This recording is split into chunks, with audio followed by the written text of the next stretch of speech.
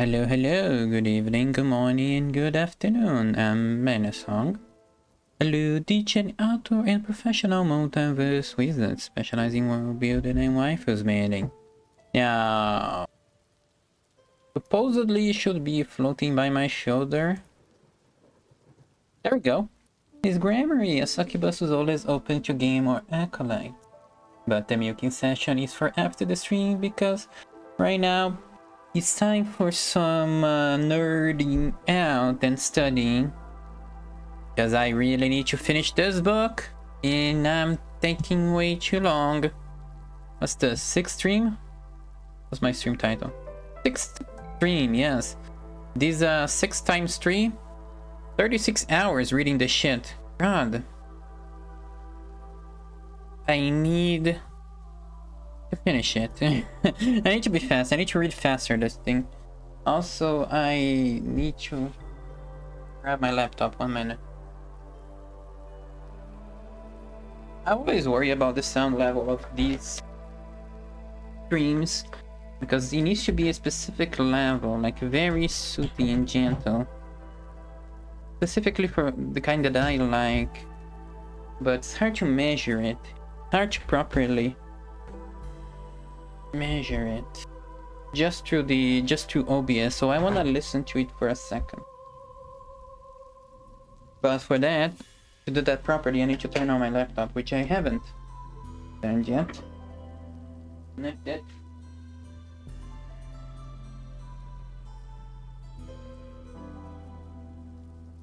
There you go. Today is being chilly. Today is being a chilly, wet, rainy day.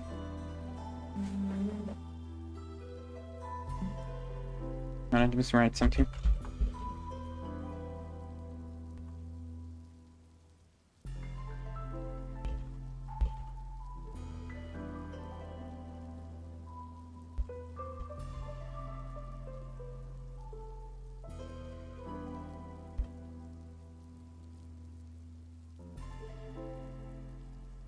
Okay. Today is chilly, wet, and rainy over here. I might actually grab something else for my feet because they have a tendency to get cold. Ooh, thunder. Yes, I have a thunderstorm audio on the background. Perhaps you guys should have heard that, but we'll see. Heard it, yeah. Should have heard that. Open things up. How many pages? Just 10 pages left. You can't see because I'm in the way. Just 10 pages left. Where's my mouse? Mouse, here you go. 33 or 43. We are actually nearing the end of it, and I still don't have the next book to study. I need to actually go ask around for ideas of books. Ideas of books. I'm gonna read something about medieval economy next, really. What I should learn in general. Maybe no, I need to learn about which economy I need to learn about, because my story is not just a generic medieval fantasy story. There is medieval elements, but it has its own economy that makes sense. It's not feudalism. It's definitely not just feudalism. There's laws and parliaments and things like that. So I was thinking about it. It might be something like mercantilism. That's just my wild guess because that's like the only thing that I know that comes about. That I know that comes for after feudalism in the history. But I need to take a quick look into economies, evolution of economies. Maybe I can do this on stream, like just studying Wikipedia pages about what the type of economy fits my world, and also how to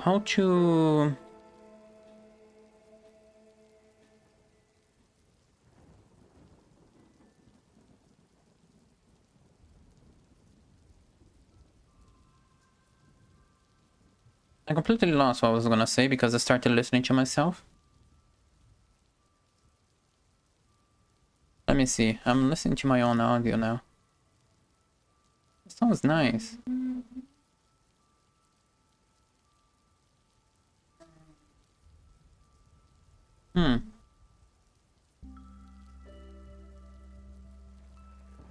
Yeah, it's fine.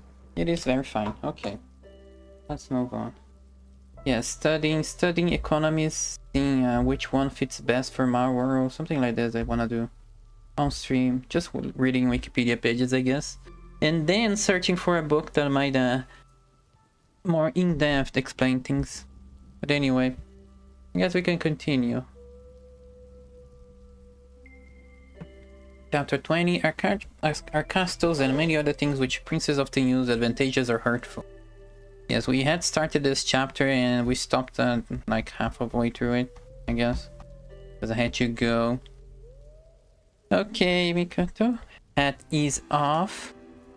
No protection, breeding only. I have a feeling that Mikoto wants something out of me. He always takes the head off. I don't know why. Like, head off for the degens. Head off for the degens. Yes. If you're gonna have to help me pay for the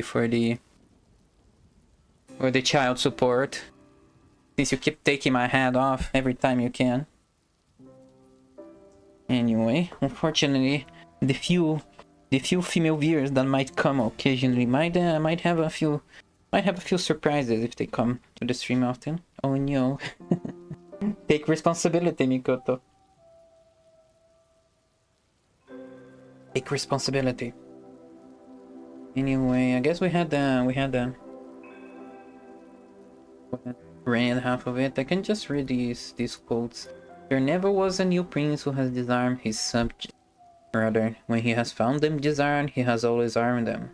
By arming them, those arms become yours. Those men who were distrusted become faithful. Those who are faithful are kept so, and your subjects become your supporters. Yeah, it kind of makes sense. Kinda, it does make a lot of sense that when you're growing power, you want to give people reasons to be loyal to you. So you give them power too.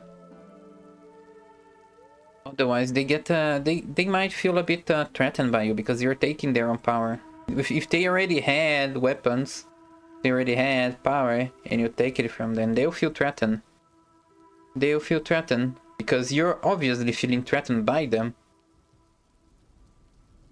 So unless you either dispose of them, or you find new people who are more loyal to you to surround yourself with and give them power. Kind of the basis of governments, really. When a president gets into office, he likes he just changes the ministries to the people who are loyal to him, people who work with him, the heads of the ministries. So they owe them their jobs to him or something like that. Basically, kind of like how it works over here. When there's a new president, the heads of the ministries all change. Because why wouldn't they? It's not about competence, it's about loyalty and doing what the president wants. Let's see. Next quote. But when a prince acquires a new state, which he adds to his old one, then it is necessary to disarm the man of that state, except those who have helped him in acquiring. Yes. If you conquer something else, you need to dispose of your enemies because they have power and they might try to stop you into the future again. They might try to stop you in the future. Anyway, those who were considered to be wise were accustomed to say, oh, okay, let me make a note. Something. There we go. Where was I? When a prince acquires a new state, Kinda got lost for a second. Rather, it's certain that when the enemy comes upon you in divided cities, you're quickly lost, because the weakest party will always assist the outside forces, and the other will not be able to resist. Oh yes, they're saying now this paragraph is about dividing cities, about cities that have internal troubles. It is easier to govern a city that has some internal troubles because the people inside, they're always focusing on the enemy, focusing on fighting each other, Like there's two minorities, they're gonna be fighting against each other. Worried about against each other, but if an outside forces comes in, you are in trouble because now you do not have a united city to fight against the enemies. One of them is likely gonna betray you, because why wouldn't they? Unless they think the enemy is worse. But why would unless the enemy is like barbarians, they're gonna also exploit that. Unless the enemies are barbarians, they're gonna exploit that division within your city. Although they never allowed them to start killing each other, yet they nurse these arguments amongst them so that the citizens caught up in their differences would not unite against them. Yeah, it's exactly what I said. Keep the city disunited so that it's easier to govern them. Because they're focused on hating each other instead of hating you, the new conqueror, the new prince. So it's methods for enabling one to manage subjects more easily. Only useful in times of peace, but if war comes, this policy is a mistake. Yeah. I think we stopped over here then because there's nothing else to say. There's no more other comments. Okay, so I'm just gonna continue reading the next paragraph. Without doubt, princes become great when they overcome the difficulties that face them. And a new prince has a greater necessity to earn a reputation than a hereditary one. Hereditary. Let me see how they pronounce it. Hereditary. Where was I? Hereditary. Therefore, fortune, especially when she desires to make a new prince great, causes enemies to arise and conspire against him, in order that he may have the opportunity of overcoming them, and thus climb higher, as if by a ladder his enemies have raised. For this reason, many consider that a wise prince, when he has the opportunity, ought to create some enemies against himself, so that, having crushed them, his reputation may rise higher. Oh yes, create enemies for himself. That is the tactic as old as time. You can see it even in modern times, politicians doing this, creating enemies outside the enemies so that they can deal with it, so that they can make the population focus on these enemies, and then they deal with them and make the people in debt to them. I yawn. I was kind of suppressing the ones, but that one escaped me. How many yawns? Been a while since. Yeah, I haven't been yawning a lot. I had been improving my my sleep schedule.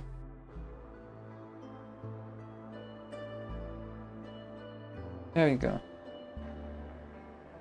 Been sleeping my schedule, and I think that's helped the yawning. Okay, I was getting bored of the ring, so I switched it up to thunderstorm at sea. Now we have a different thing tickling our ears. Yeah, I've been hearing a lot of rain lately. It's been rainy over here, so enough of rain. Just reread the first part of the paragraph because I kinda glossed over.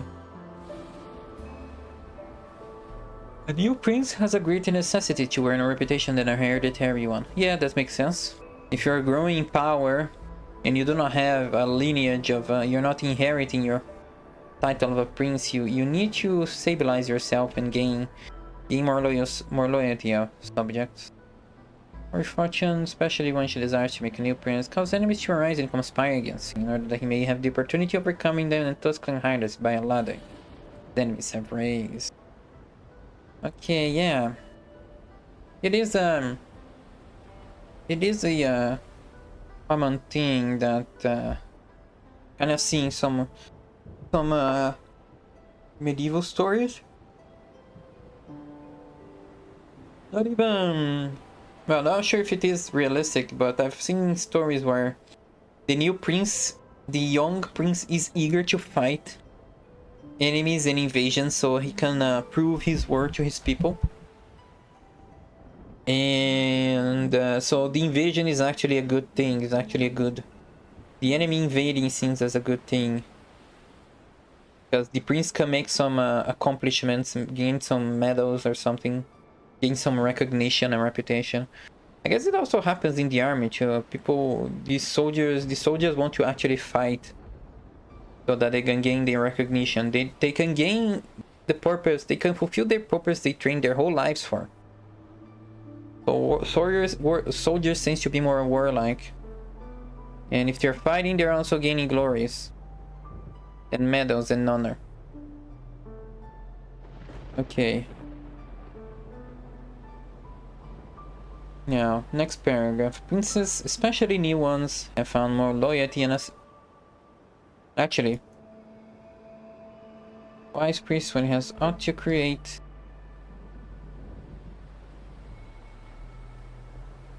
This is not the wrong one. This is the right one. Actually.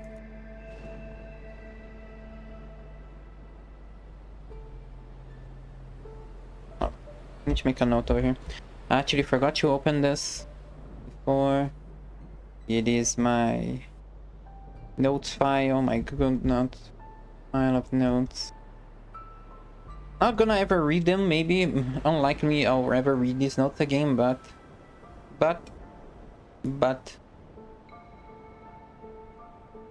it's good to make them. Just so that it puts in your mind that that this passage is important. Now, next one. Princes, especially new ones, have found more loyalty. No, another yawn. Yeah. I actually went to sleep a little bit late this time. Just like half an hour later than I should have. Because I'm trying to go to sleep early and wake up early. So I guess that's making a small effect on me now. Yeah. Princes, especially new ones, have found more loyalty and assistance in those men who in the beginning of the rule were distrusted and among those who in the beginning were trusted. Pandolfo Petracci, Prince of Siena, ruled his state more by those who had been distrusted than by others. But on this question one cannot speak generally, for it varies so much with the individual. I only say this, that those men who at the commencement of a principality have been hostile, if they really need assistance to support themselves, now let's be turned into supporters with greatest ease. They will be tightly bound to serve the prince faithfully because they know it is very necessary for them through their actions to change the bad opinion which the prince had formed. Thus the prince always extracts more profit from them than from those who serving him in too much security may neglect his affairs. Related to this, I must not fail to warn a prince who by means of secret favors has acquired a new state. He must carefully consider the reasons which induce those to favor him to be so. If it was not a natural feeling towards him, but only discontent with their government, then he will only keep them friendly with great trouble and difficulty, because it will be impossible to satisfy them. And weighing well the reasons for this in those examples which can be taken from ancient and modern affairs, we shall find that it is easier for the prince to make friends of those men who were contented under the former government and are therefore his enemies, than of those who, being discontented with it, were favorable to him and encourage him to seize it. Okay, this is a huge ass paragraph and there's like two big feelings, I guess, two big ideas in this paragraph. I cannot speak. Another yawn. You're welcome. I even took some coffee before the stream and I'm still like sleepy. Those men who at the commencement of a principality have been hostile, they really need assistance to support themselves, can always be turned into supporters. Okay. Those men, they will be tightly bound to serve because they know.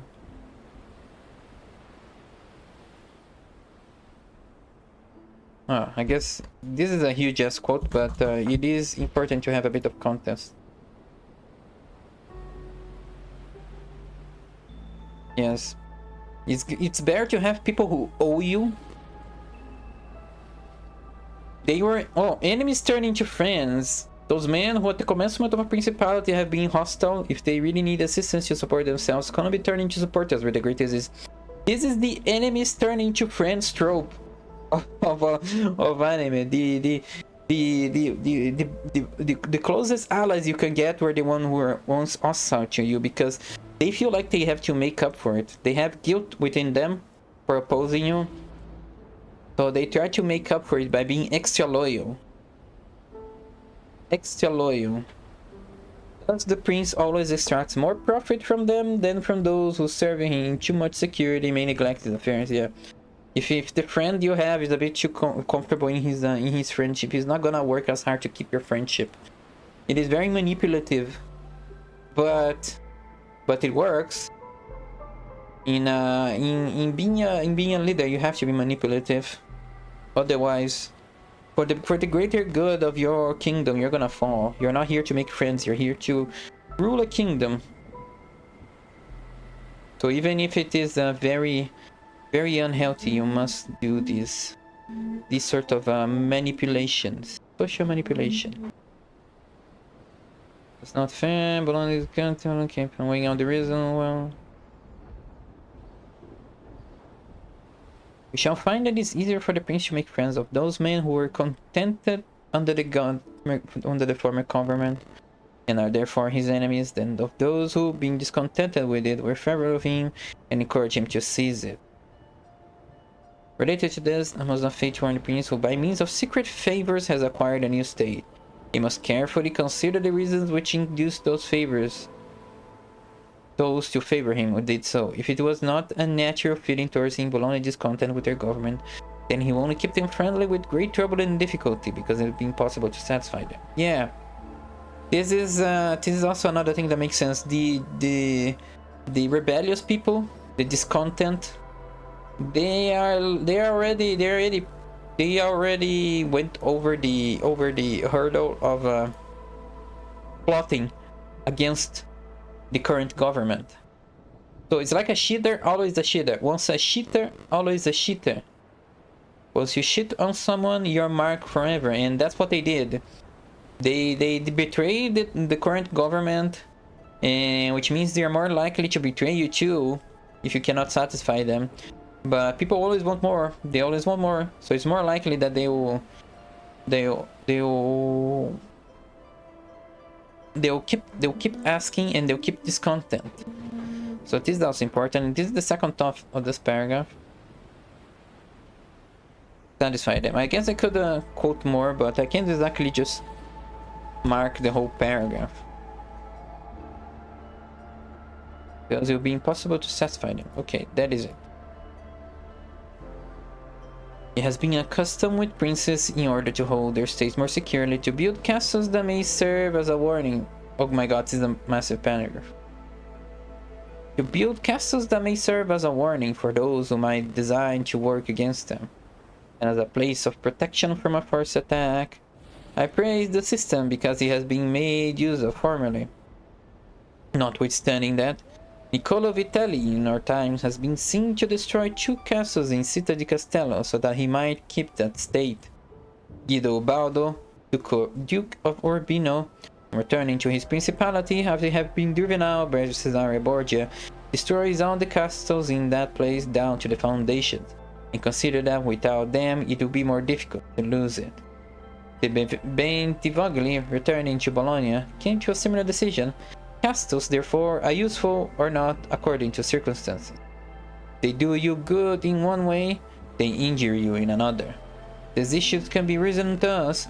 The prince who has more to fear from the people than from foreigners ought to build castles, but he who has more to fear from foreigners than from the people ought to leave them alone.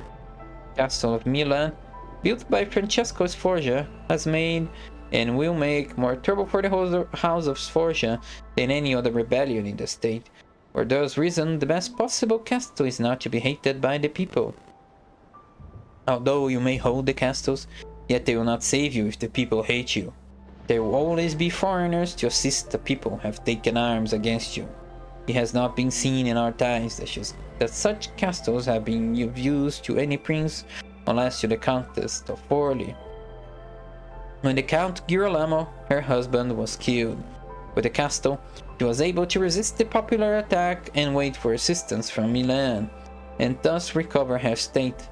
The circumstances were such at the time that the foreigners could not assist the people. Castles were of little value to her afterwards when Cesaria Borgia killed her, and when the people, her enemy, were helped by foreigners. And therefore, it would have been safer for her, both then and before, to not have been hated by the people than to have had the castle. All these things considered, then, I shall praise him who builds castle as well as him who does not, and I shall blame whoever, trusted in them, cares little about being hated by the people. Okay, okay, there is a quote somewhere in here that I need this should... The prince who has to... this one, this is the quote. Oh shit. Come on, I mean... This is the quote. Kinda makes sense, it kinda makes sense, but it also... It is also like going without what do you call it? A safeguard? A castle is a safeguard, a place for you to retreat to. It's like a lifeboat. It's like a lifeboat, yeah. If your boat is safe, then you don't need the lifeboats. But accidents happen, shit happens, and you rather have a lifeboat than not have one. Maybe if you had spent that, and then it becomes a question: would you rather spend the money on a lifeboat, or you rather spend the money building the lifeboat on something that will prevent you from having to use the lifeboat? This sort of choice is not very clear. So people often, and also even if you do spend money trying to not on something that will prevent you from having to use a lifeboat, it may still not work because you're still victim to fate and getting fucked by the future and getting fucked by destiny and just having bad luck in general. So while it makes sense in a efficiency way to not care about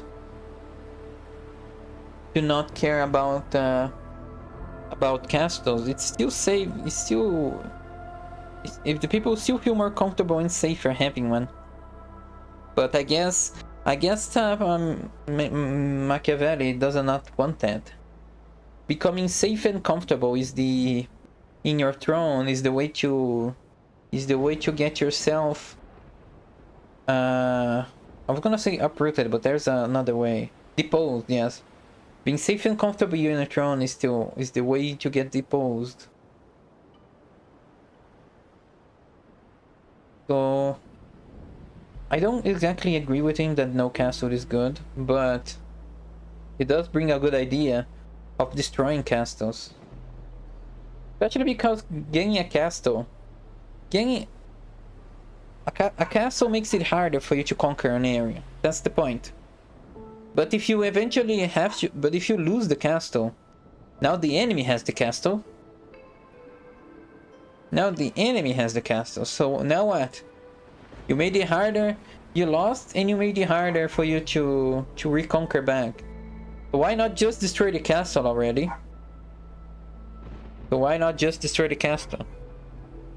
Something like border towns, places that are near the border, you don't build castles on, you build them a little deeper into your territory, so you can prevent the enemy from just going crazy on your territory. Use the city as buffers. If the enemy can easily conquer the border cities, and then they come across a castle and they can exactly progress. Something of that kind. Though it doesn't work if you have big open plains. If you have big open plains, you can't stop the enemy.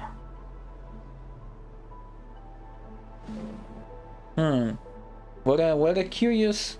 Do we say conundrum? Is this a conundrum? Or is this a dilemma? I always... Conundrum... Dilemma. Conundrum to a perplexing problem or situation, while dilemma refers to a difficult choice between two or more options.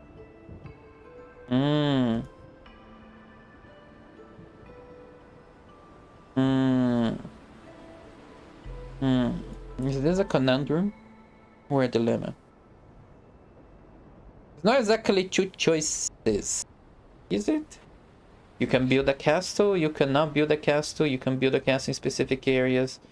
It is a complicated, I'd say it's more of a conundrum since you need time to build castles, you need time to destroy them, you need to prepare to not waste money building a castle that you then destroy.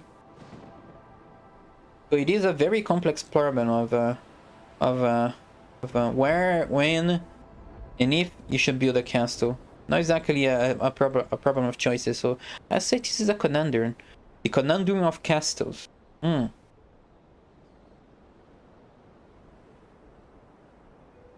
Hmm.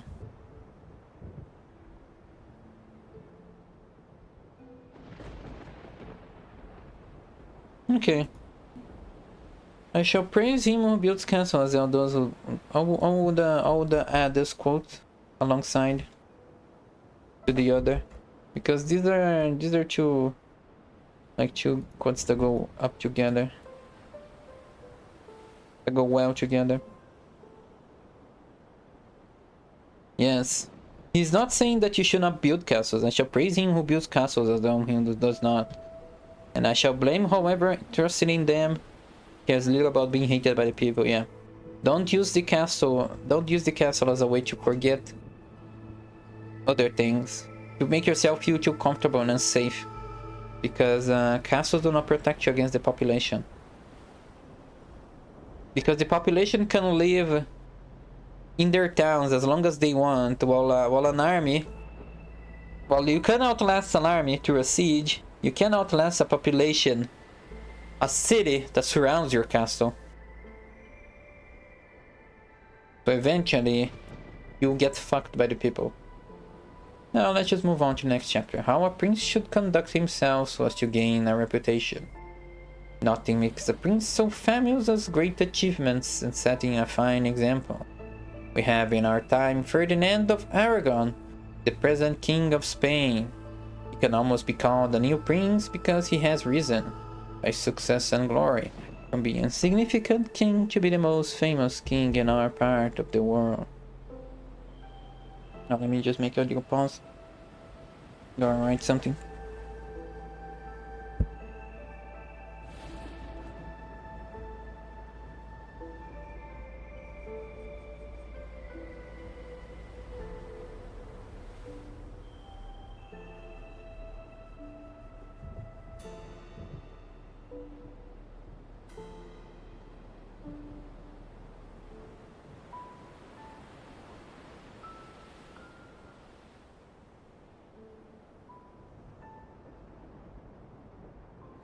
Okay.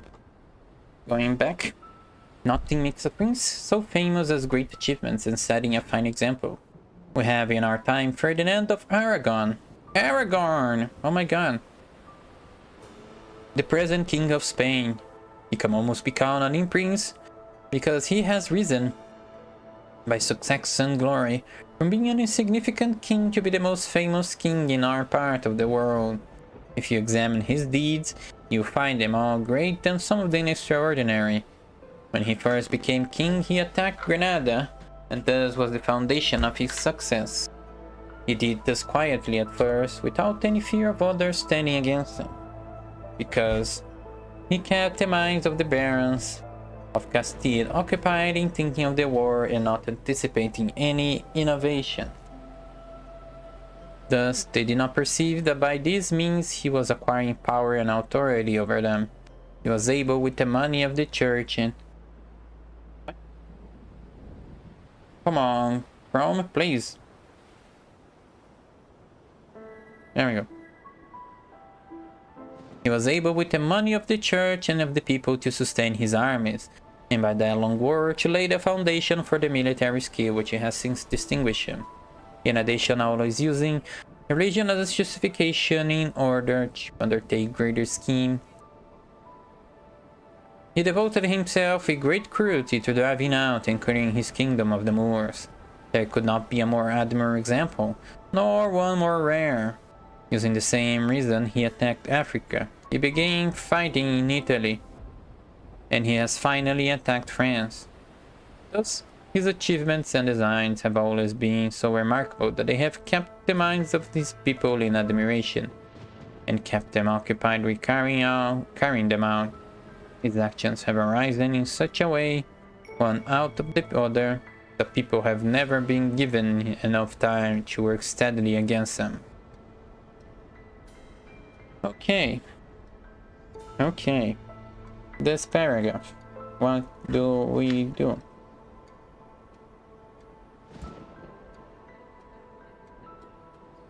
I glossed off again. Like, sometimes I start reading and focus on reading, and then I cannot pay attention to what I'm reading again. So I need to reread it quickly. Most famous king, if you examine, you find them all great, and some of them extraordinary. Attack Granada. Foundation of his soldiers, you did it without any fear of others, because he kept the minds of the barons of Castile.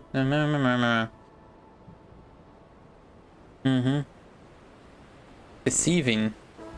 Thus, they did not perceive that by this means he was acquiring power and authority over them. He was able with the money of the church and of the people to sustain his armies. By the long war to lay the foundation for the military skill which he has since distinguished him. He devoted himself with great cruelty to driving out and clearing his kingdom of the Moors. Attacked Africa. Achievements and designs have always been so remarkable that they have kept the minds of his people in admiration and kept them occupied with carrying them out. The people have never been given enough time to work steadily against. The people have never been given enough time to work steadily against them. He's always doing something. He's always gaining power. And people can't actually get a grasp on his space. Our prince should conduct us to gain a reputation. He greatly assists the prince to set unusual examples in internal affairs, similar to those which are told of Bernabo da Milano. And he had the opportunity in civil life to take account of someone who had done... God, let the coffee work, please. I'd have to take more coffee, I guess. Someone who had done some extraordinary thing, either good or bad, he would use some method of rewarding or punishing, which would be much spoken about. The prince thought about all things should always try in every action to develop of being a great and remarkable man. A reputation. Reputations. This is why politicians are like this. They're always trying to build their reputation. They always are bombastic and overly dramatic. But it becomes obvious once you see enough of it. It becomes obvious to see enough of it. A prince is also respected when he's either a true friend or an absolute enemy. That is to say, when without any reservation he declares himself in favor of one party against the other. This course will always be more advantageous than standing neutral. If two of your most powerful neighbors come to blow, you have either to fear the winner or not. In either case, it will always be more advantageous for you to support one of them and to actively make war. If you do not declare yourself, you will invariably be attacked by the conqueror, the pleasure and satisfaction of the loser, and you will have no reason to offer, nor anything to protect or to shelter you. The conqueror does not want adopted friends who will not aid him in the time of difficulty, and the loser will not protect you because you did not willingly, sword in hand, follow his fate. World War II. Did Switzerland get invaded? Switzerland. World War II. Switzerland during the World Wars. I think that kind of disproves this, but Switzerland is a outlier in history. During World War I and World War II, Switzerland maintained armed neutrality and was not invaded by its neighbors, in part because of its topography, much of which is mountainous.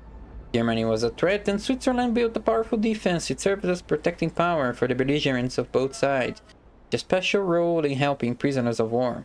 The belligerent states made it the scene for diplomacy, espionage, and commerce, as well as being a safe haven for 300,000 refugees. Yeah, Switzerland is like a... Switzerland is neutral, but they are the exception, not the norm. They are the exception, not the norm. It is like I think that even if Hitler had won, it would be quite easy for him to just conquer Switzerland then, because they're small. They're small without allies. Like, why not? Okay, it will not be exactly easy, because as the Wikipedia article says, Switzerland was not conquered partially because of this mountainous topography. So yes, if you have a place that's hard to invade, you can abuse it a little bit and be neutral and not get yourself involved.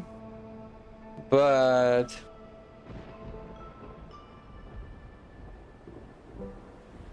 you need the perfect conditions for that. You need the perfect conditions for that. Otherwise, there's like absolute 0 point aside from yeah, there's actually 0 chance you stay independent after the belligerent neighbor wins.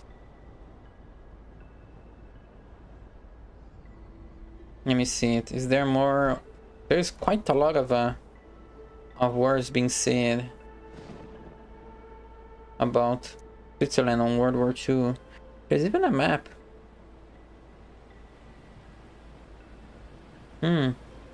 Switzerland was pretty well defended. Switzerland kept itself pretty well defended against possible invasions from both sides.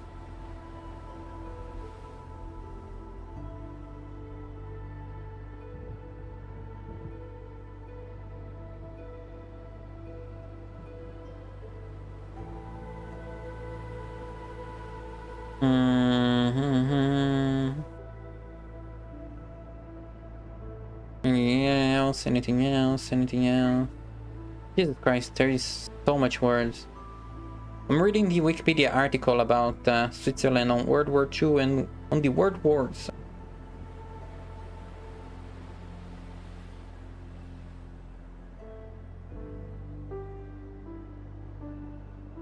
Okay, I guess there's nothing much else. Let's just continue then.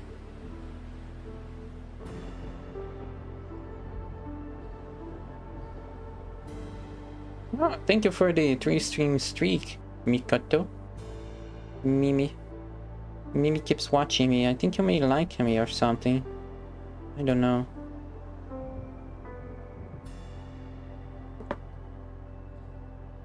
Oh, let me start.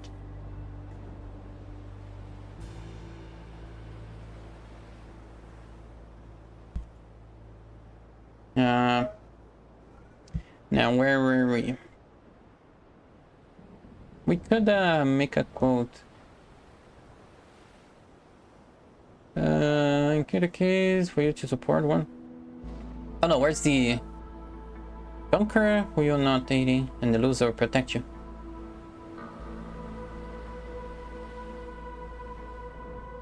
I have no reasons. Okay. Like half the paragraph there's a quote, but okay. The paragraph's already very contained. These paragraphs are already very dense with information, so like yeah, these ones don't have a lot of things. But this one is already very dense. I could even quote him fully, because there's like everything is kind of important on it.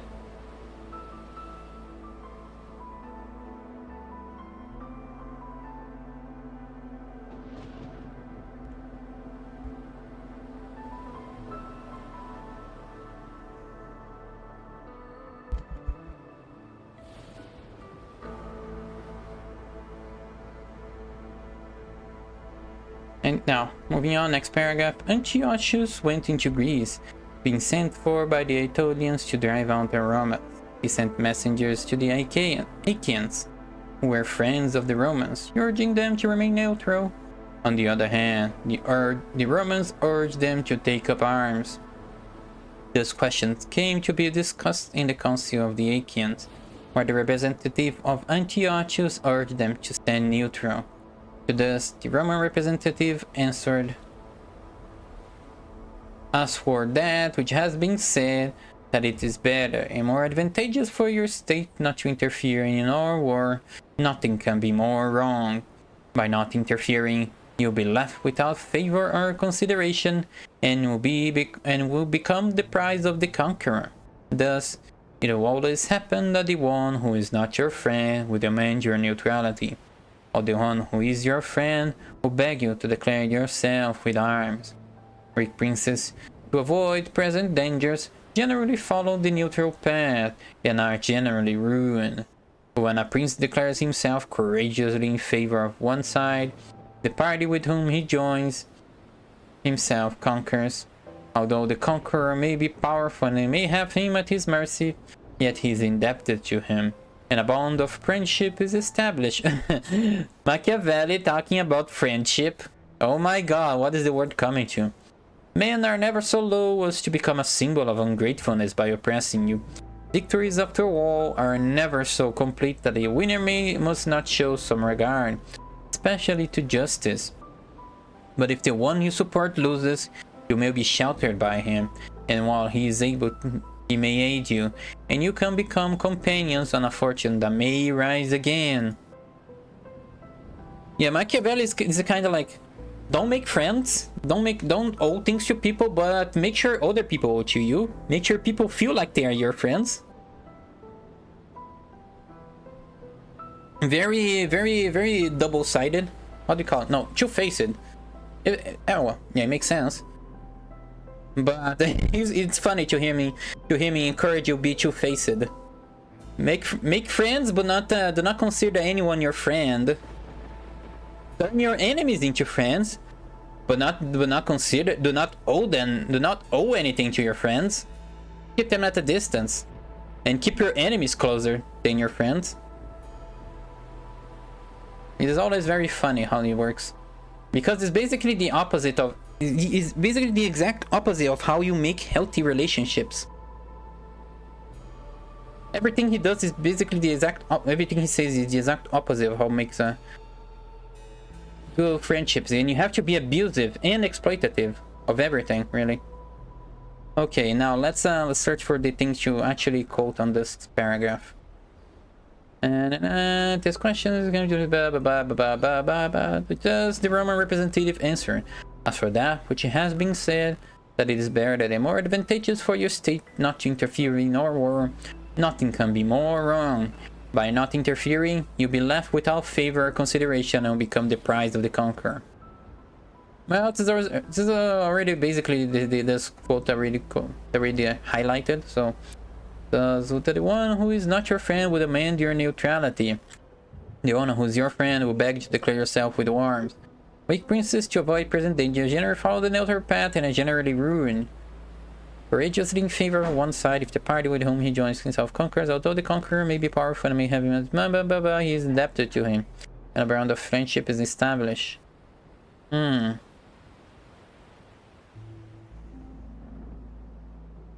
Victors, men are never so low as to become a symbol of ungratefulness by oppressing you. Yeah, even Machiavelli says to not do that. If you owe someone, do not become he actually advises you not to become not to get a bad reputation by being ungrateful and not ungrateful. No, he advises you against being generous but he also advises against getting a bad reputation by being unloyal and untrustworthy. Because you need to keep people on a false sense of security that you're not a wolf in sheep's clothing. Now, victories after all are so complete as the winner must not show some regard, especially to victories after all are never so complete that winner must not show some regard, especially to justice.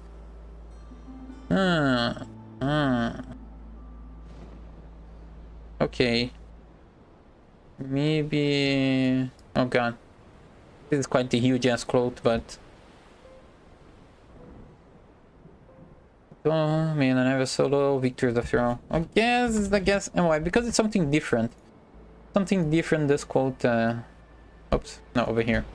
This quote works. Now, moving on to the next paragraph. In the second case, when those who fight are of such a character that you do not feel threatened by whoever wins, it becomes even more important to support one side. By doing this, you assist the destruction of one by the aid of another. Because of your much needed assistance, the conqueror remains dependent on you. It must be noted here that a prince should never join with one more powerful than himself for the purposes of attacking others, unless it is absolutely necessary. See? He... hold up. When those who fight are of such a character that you do not feel threatened by whoever wins, so you're more powerful than them, it becomes even more important to support. But if you're more powerful, than the people are fighting, yeah, support one. But if you're less powerful, then don't get involved. You never join with one more powerful than himself for the purpose of attacking others unless absolutely necessary. Yeah, he says to do one thing if it benefits you, and do the opposite if it is not immediately beneficial. Everything is two-sided with him. Everything is two-sided, two-faced with Machiavelli. If he conquers, comma, there's a comma missing. If he conquers, comma, you are at his mercy. And as much as possible, princes ought to avoid being in a weaker position to anyone. The Venetians joined with France against the Duke, which caused their ruin, and could have been avoided. But when it cannot be avoided, as happened to the Florentines when the Pope and Spain sent armies to attack Lombardy, then in such a case, for the above reasons, the prince ought to support one of the parties. God, do I even need to quote every...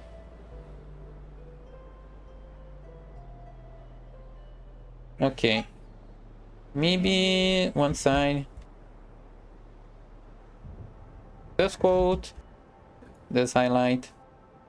And then the conqueror remains a penalty. But the prince... unless it's absolutely necessary. Okay, these are the more important parts of this paragraph, really. The other things are just like a repetition of ideas heading into.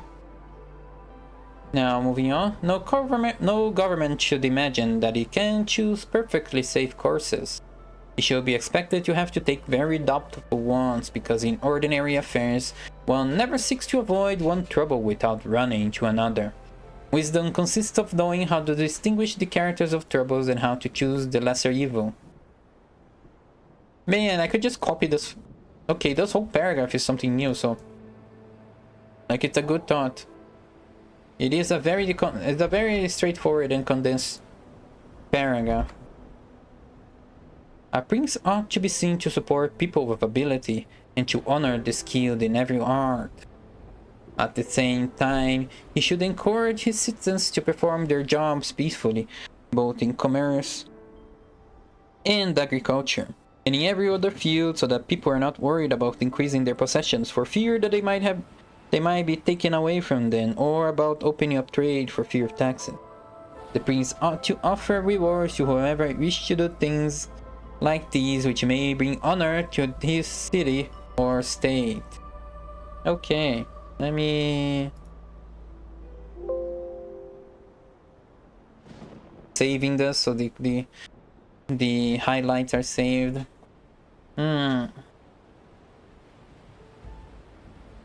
At the same time, should encourage his citizens, both in commerce and everywhere else. I guess this makes sense. Yeah, just encouraging, just basic common sense, encouraging people to expand and progress the state. Well, not exactly common sense. It's not exactly common sense, because at one point you need profits. If you're a whole like a dictatorships, you're not a benevolent leader in a dictatorship. You just want to be the one ruling. You just want to stay in rule. You want to stay in power, and abuse it and get as much profit and resources as you can. So in dictatorships, it actually makes a lot of sense to keep people from developing, because the more developed they are, the more dependent you become, the more dependent your economy become on a good and stable in a good and stable country, which means it becomes easier and easier for you to be deposed. Actually, the people get power, the people get more powerful with more infrastructure that they are. Keep them divided, keep them like tribals, keep them like a bunch of savages, and it's easier to control them because you monopolize the power, you monopolize the resources, you monopolize the weapons, and you can reap all the benefits. This is a thing that I've seen on a study, on a video, and it made a lot of sense, and it stuck to me. A video about how dictatorships remain in power, how the dictatorships get power and remain in power, and how difficult it is, because the dictatorships just exploit everything and they're just absolutely evil. There's no other way around it. A dictatorship is evil because they need to deliberately oppress the people and keep them down and keep them separate and keep them miserable so they can remain in power and exploit all of the benefits of it.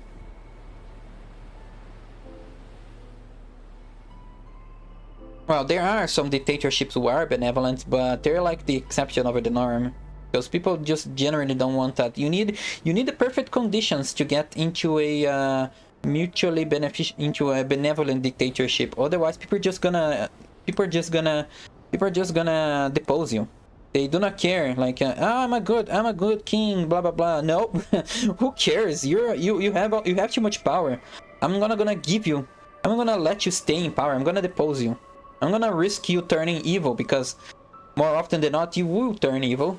So benevolent dictatorships only happen because of the perfect storm of conditions.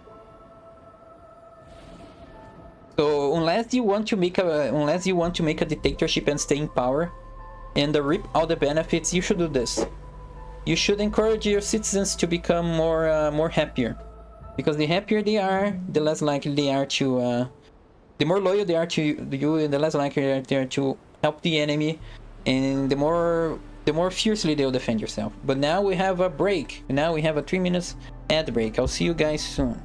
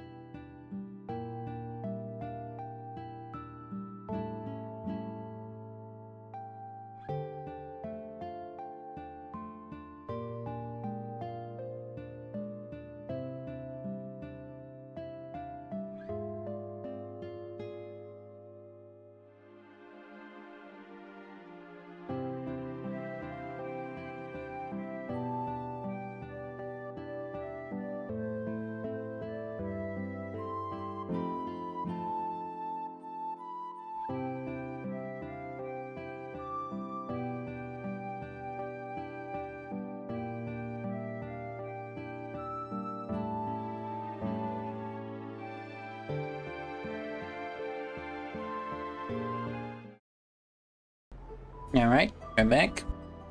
And thank you for the lurk, Rain. And I love you, random lurker.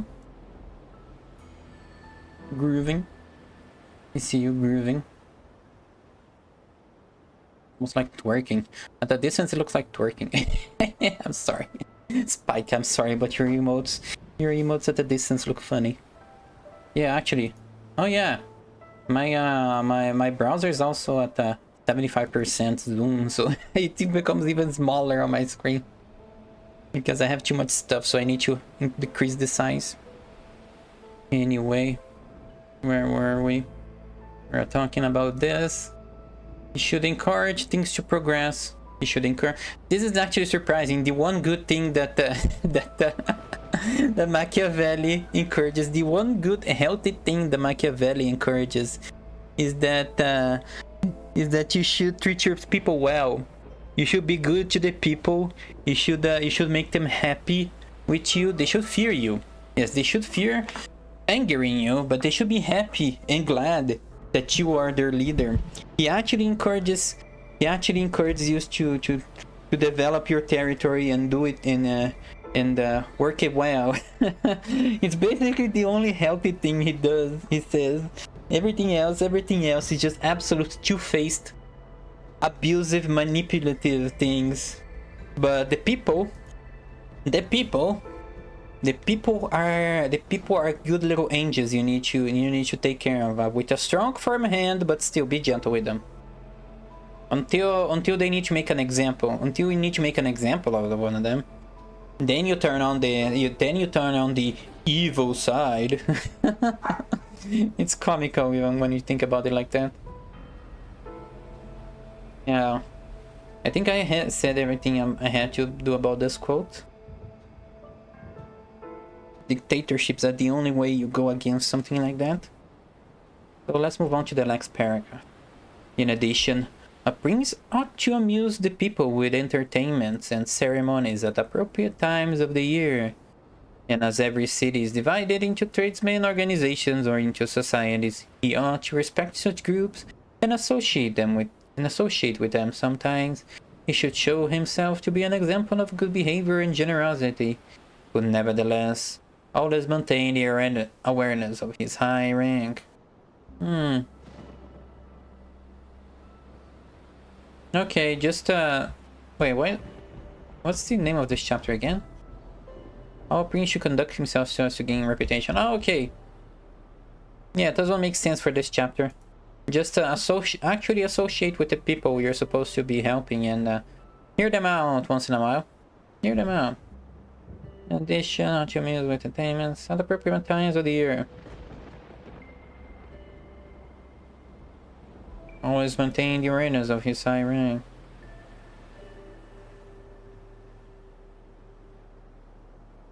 Oh my god, I can just copy the whole fucking paragraph because this one is important. It's getting very meatier now. I think the previous chapters were like the previous chapters were a lot more examples, and it was being a lot more roundabout. Now the chapters are more. Now the paragraphs are being more contained, more meatier, more resumed. So I keep having to do a lot more. Yeah. Oh, there's still quite a lot of meaty stuff. Oh yeah, no. I can definitely see that there are less. No, okay, it started over here. Definitely see that there's more notes in these chapters, I guess. See, this fucking chapter is almost all notes.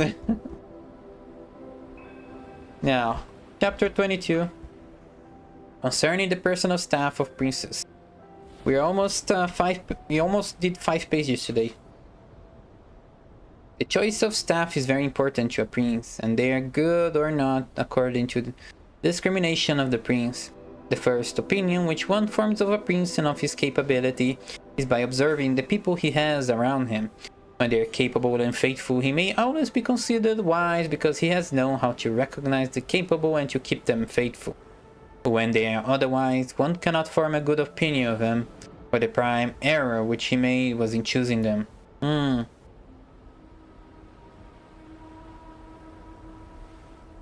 Okay.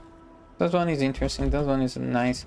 That one is an interesting thing I didn't think about. The people around him. He's judged by the people around him, of course. Of course, we're all kind of judge that, but a prince more often, a prince more than others, yes. Because if the people associate with, it's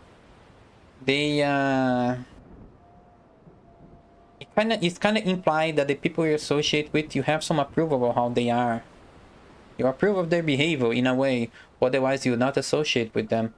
And a prince who has like a reputation is super important for them. Prince, a leader, yeah.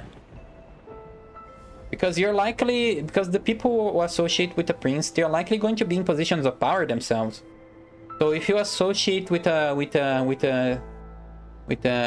how do they say it? Untrustworthy? No. Disagreeable, unsavourable.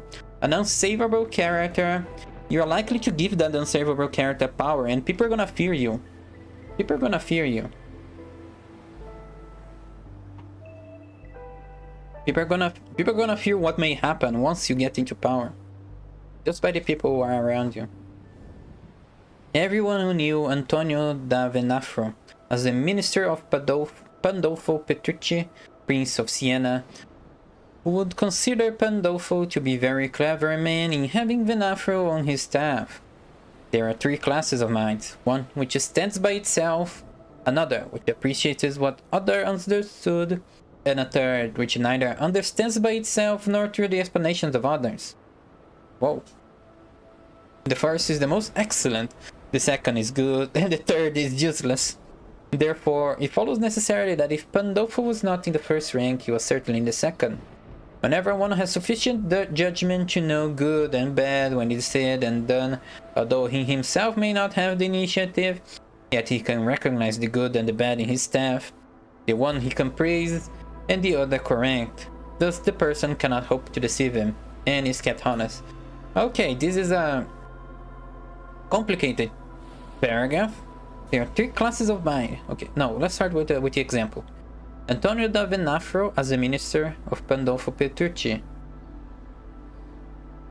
Also, Prince of Siena would consider Pandolfo to be a very clever man in having Venafro on his staff. Okay, if Pandolfo is the prince, Venafro is the servant. There are three classes of minds: one which understands by itself, another which appreciates what others understood, and a third which neither understands by itself nor to explanation. A fool. Okay. The philosopher, the follower, and the fool. The follower just obeys what others think. He does not exactly think for himself, but he can follow orders. Of course, he's the most excellent. The second is good, and the third is useless. Fourth, if only necessary that if Pandolfo was not in the first rank, he was certainly in the second. Whenever one has sufficient judgment to know good and bad when it's said and done, although he himself may not have the initiative, yet he can recognize the good and the bad in his staff. The one he can praise and the other correct. The person cannot hope to deceive him and is kept honest. Okay, a bit wild over here. I'm not following exactly the logic of this part. I'm not exactly following the logic of this part. Did my connection dip? Oh, okay. It felt like my connection had a hiccup. I think I just saw something weird going on. Anyway, never mind. Wait, why am I in this layout? No, wrong layout. Could be on this layout. There we go. This layout is better. Whenever one has sufficient judgment to know good and bad when it's said and done, although he himself may not have the initiative, yet he can recognize the good and the bad in his staff. The one he can praise and the other correct, as the person cannot hope to deceive and escape. What the fuck are you talking about? Man, this PDF is even better than the previous one. The other had even more obscure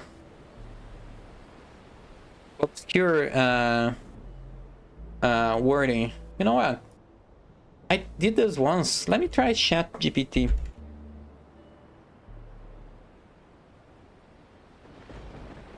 Log in. I tried this once to get it to explain. I wanna try it again. Like I tried it once to explain a chapter that I did not understand.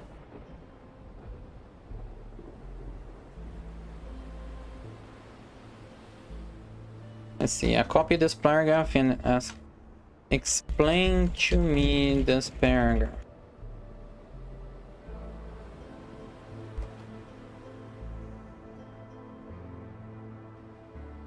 This paragraph is discussing the astuteness of Pandolfo Petrucci, the Prince of Siena, in choosing Antonio da Venafro as his minister. He starts by asserting that anyone familiar with Venafro's role under Pandolfo would regard Pandolfo as a clever individual for having Venafro on his team. Okay, yes. Exactly what I've already said. It then delves into the idea of different types of intellect. Those who can understand concepts on their own, those who can appreciate ideas once they're explained by others, and those who struggle to understand either independently or through explanation. Okay, this first paragraph was already what I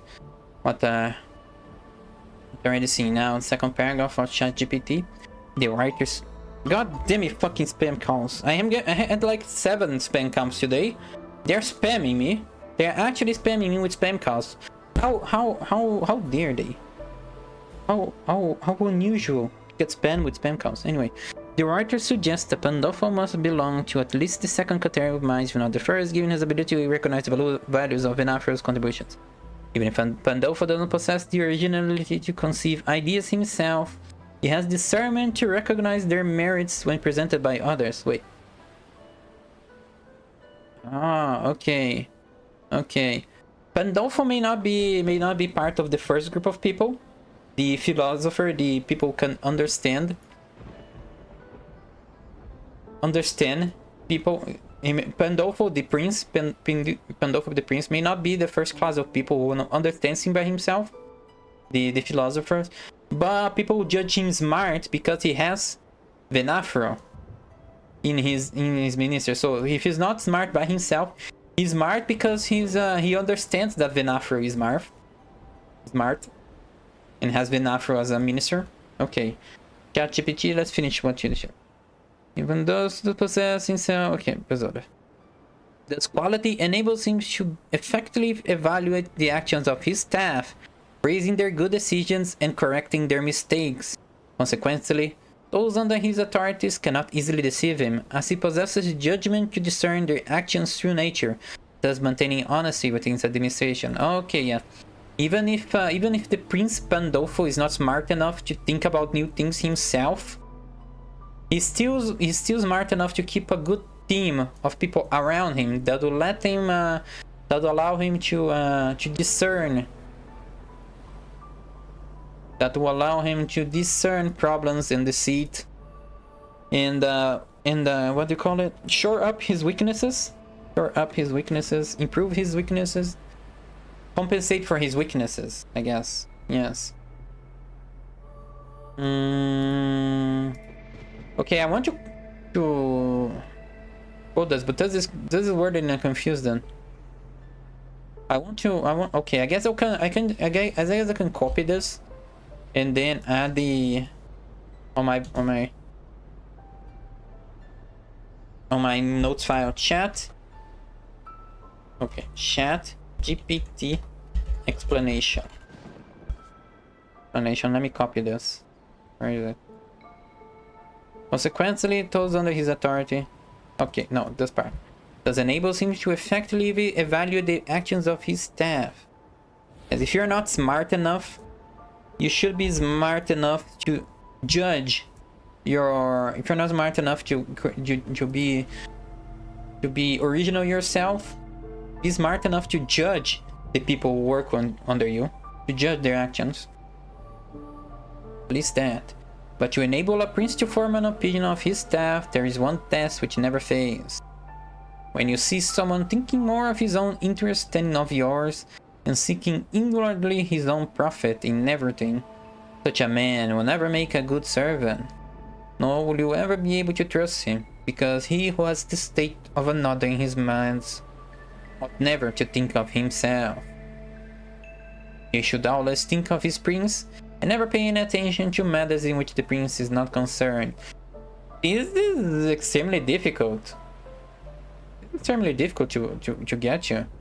You see this even in it is a common trope in military movies and things like that. That someone makes a sacrifice for his country. This is extremely hard to get. I mean, sure, you can get people who are willing. Yeah, you can get people who are willing to die for their country, to die for the prince, to die for their rulers, for their leaders. But it's very hard to get people to actually do that, really. Especially in real life, where you can't really know if what they're saying, if their vows they're making are actually truly true, unless you put them to the test. But when you put them to the test and it fails, you're fucked. So it is a very difficult situation. Like, you want someone to give their life for you, but if they don't give their life to you, you die. So are you gonna risk it? How are you gonna put that to the test? If you put that to the test, they're gonna die. So it is an impossible situation. So yeah, this is easier said than done. A lot easier said than done. You can do your best, but you can never truly. You can do your best to make sure this happens, but you can never truly be sure it will happen. Because they can easily lie. If the person is smart enough, well, you can judge them through their actions, really, yeah. Not through their words. You need to judge them through their actions. You need to see evidence of them giving up. But then that's kind of cruel, though. You need to see evidence of them giving up their personal life in favor of serving you. But then that's kind of cruel. Well, it won't be something new for Machiavelli. Cruelty. Cruelly test your servants, force them to give up their personal lives in favor of you. Because of course, everything for the greater good of your rule. Everything is justified. If it is to keep for the stability of your rule, of your position of king or prince. I guess this is just this is the meat of the paragraph.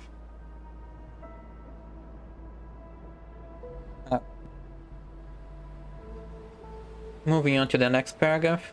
On the other hand, to keep his servant honest, the prince ought to reward him, honoring him, enriching him, doing him kindnesses, sharing the honors and concerns with him. At the same time, let him see that he cannot stand alone, so that many honors may not make him desire more, many riches make him wish for more, and that many problems may make him afraid to take chances. When, therefore, servants and princes towards servants are thus disposed, they can trust each other. But when it is otherwise, the end will always be bad for either one or the other. Okay. Yes, yeah, this is basically just the same as the last paragraph. But in the opposite perspective. Not exactly the opposite perspective, but in the opposite encouragement. No. Whatever. Words are hard. Words are hard. If words were easy, everyone would be a writer. Same time, let me see, they cannot stand alone. So, when therefore servants and princes towards servants are thus disposed, what? They can trust each other. What? What the fuck is this phrasing?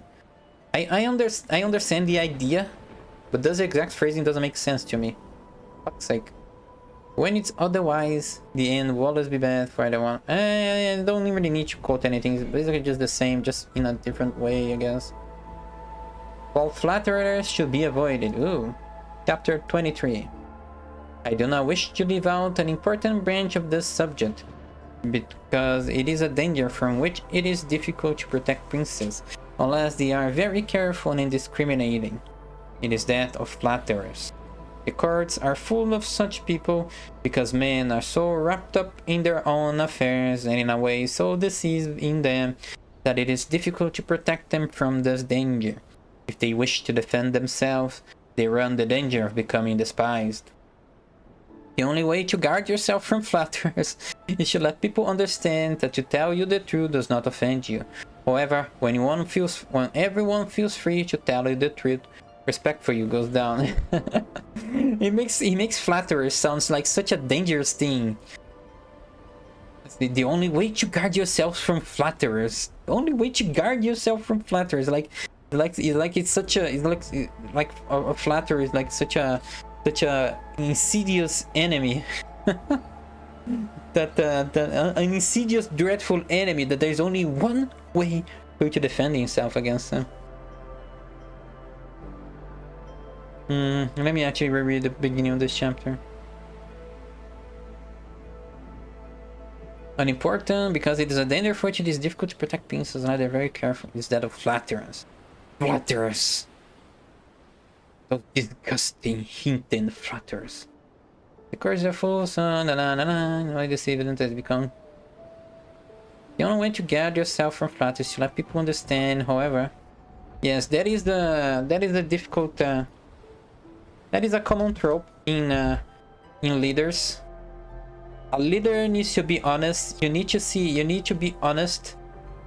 A leader needs to know the truth, but the truth is subjective. The truth is always subjective. Even the facts are colored by our own biases. Because let's say, for example, you're on a war and you say the enemy has killed 5,000 of our troops. Oh my god, but you killed 20,000 of them. That is a good thing. But if you're fighting a battle of attrition and you have a low number of and you have a small number of troops, and you have a big disadvantage of manpower, then this is a bad thing, because you need extremely high efficiency in trade of men. So it all, even when you share facts, it depends on your perspective. You can share that you lost 5,000 men, but if you don't include all the other facts, you're already bending the interpretation of the person into one way or the other. You tell them you killed 5,000, but you tell them that you lost 5,000 men, but you don't remind them that you lost 2,000. Or you don't remind them that you have a disadvantage in manpower. You go proudly say we killed 20,000, but we lost 5,000. How do you do this without bending, without putting your own biases in it? It is a bit of an impossible task, because unless you give every single piece of information more information than it's possible for someone to reasonably acquire, then you're kind of like biased. And even then, when you give too much information, you're still just overloading the person with information. So it is a delicate matter. Very delicate matter, honestly. A very common trope. Honestly, I'd say it's not the most explored trope in stories, but it is the popular trope. I don't feel tired by it. I don't feel tired by this trope, because there's no actual answer to it. There's no good answer to it. It is a delicate balance. Now, moving on to the next paragraph. Therefore, a wise prince ought to follow a third course, by choosing the wise men in his state, and giving to them alone the liberty of speaking the truth to him, and then only of those things of which he inquires, and of none others. However, he ought to question them about everything, and listen to their opinions, afterwards form his own conclusions. With these counselors, separately and collectively, he ought to behave in such a way that each of them should know that the more freely he speaks, the more he will be preferred. Outside of these, he should listen to no one, pursue the thing resolved on, and stick to his decisions. He who does otherwise is either beaten by flatterers, or is so often changed by varying opinions that he is laughed at. This kind of applies to real life too. This is something that I had a lot of experience with, because I've been publishing my stories online, and you can leave reviews. Anyone can read a review. But what is this review for? What's the purpose of a review? You read the reviews and they're like the most useless thing ever. They're most random things ever. Complaints about things that are just part of the story. Complaints about the things that are just a matter of taste. People are extremely biased. People are extremely biased and they do not know how to give criticism. They do not know how to give criticism. Do not listen to 99% of the people out there. The only people you should listen to it, like they said, choosing the wise men and giving them alone the liberty of speaking the truth, and then of only of those things of which he inquires and none others. Listen to their opinions, question them about everything, and afterward form his own conclusions. Choosing, and this is extremely important. The whole paragraph is important. Actually, there's another part that is also important. Speakers who may prefer. Outside of this, you should listen. Outside of this, otherwise, this is very important. This is a very, very important chapter for life even. Outside of this, you should listen to no one, pursue the thing resolved on, and stick to his decisions. He who does otherwise is either beaten by flatterers, or is so often changed by varying opinions that he's laughed at. Even compliments, it's just flattery. Most compliments are empty. I enjoy your story, thanks. That doesn't help. I have both reviews. I loved your story. I hate your story. I was like, thanks. That doesn't help at all. That does not help me. That does not help me. I mean, some reviews are helping the reader. If there are good reviews, it helps the reader. But there's like two types of reviews. The one for the experience. No, let's see. The one that the three types. The review where the reader tells their experience with the story. The reviewer where they tell their criticism of the story, and the review where they give the warning to other readers about the story. These are basically the three types of review, and there's no clear difference between them. People just mix and match. But these are the three types of things in reviews. And all of them are useless. All of them are useless because you don't trust the people. You don't know their background. You don't know if they're wise. You don't know if they're 12-year-olds. You don't know if they're 16-year-olds. You don't know if they are some crazy psychopath. Though there's quite a few. There's quite a few stories or reviews where you can gleam at the mental age of the person. But asking random people on the internet for opinion is not good in general. I'd say you need to be introspective. You can never lose any. You can never go wrong being introspective. You need to be aware of yourself. So you can look at the thing and say, yeah, this does not fit to me. This is not useful. You use people for ideas. Hello, Alexa. Hello, hi ho. Hi ho to you too. How you doing? I'm going on a tangent over here about reviewing, about reviews and opinions, and asking for criticism and how to take criticism. Because my opinion is that as a writer myself who published stories online, 99% of the criticisms I've ever received was useless. Maybe even more than 99. Do you know about Yu-Gi-Oh? Know about Yu-Gi-Oh, but I generally do not play card games. I generally do not play card games, I'm sorry. Card games and even D&D, honestly. Tabletop. Like, I enjoy it, I've enjoyed watching it a little bit. I enjoyed looking. I summoned Exodia today. Ooh. From what I understand, you got lucky.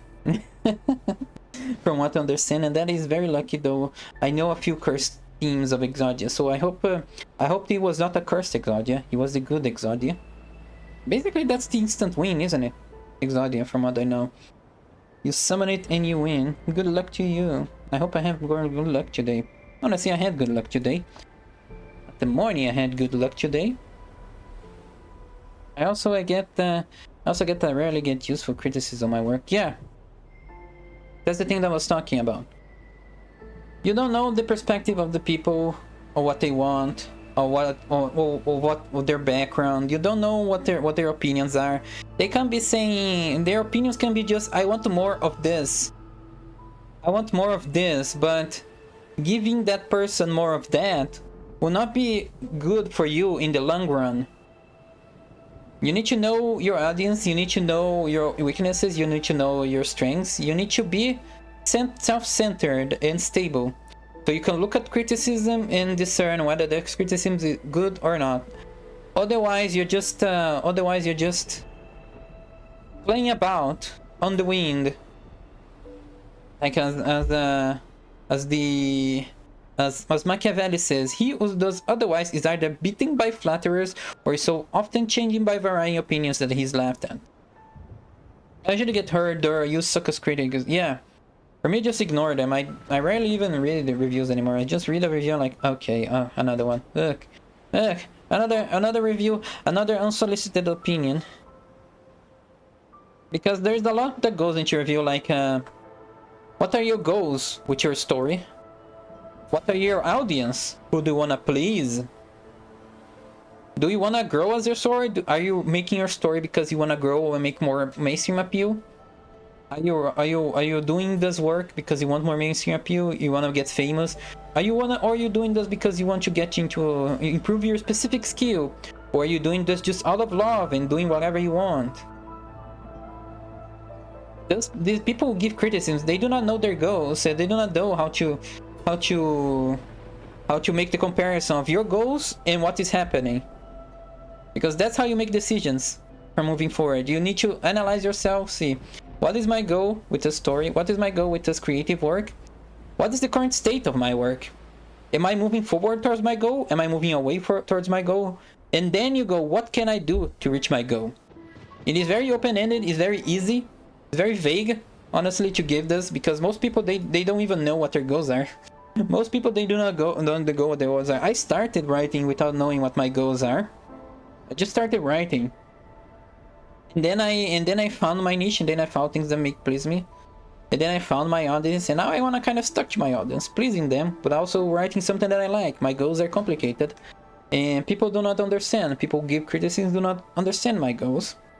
So the only criticism I have ever accepted were from a few readers who are very close, and very loyal to my stories. And they looked and said, yes, I agree with your opinion. You have some good insight about this current state of my story. Of my work. I will work in this direction to reach my goal of this. So this is actually something that applies. This paragraph is something that applies to everything you should do in life. Choose wise men. Give them the liberty of speaking the truth to you, speaking everything they want, and then only of those things of which he inquires, and none of the other. And let him speak freely to you, only of the things that you ask for, and nothing else.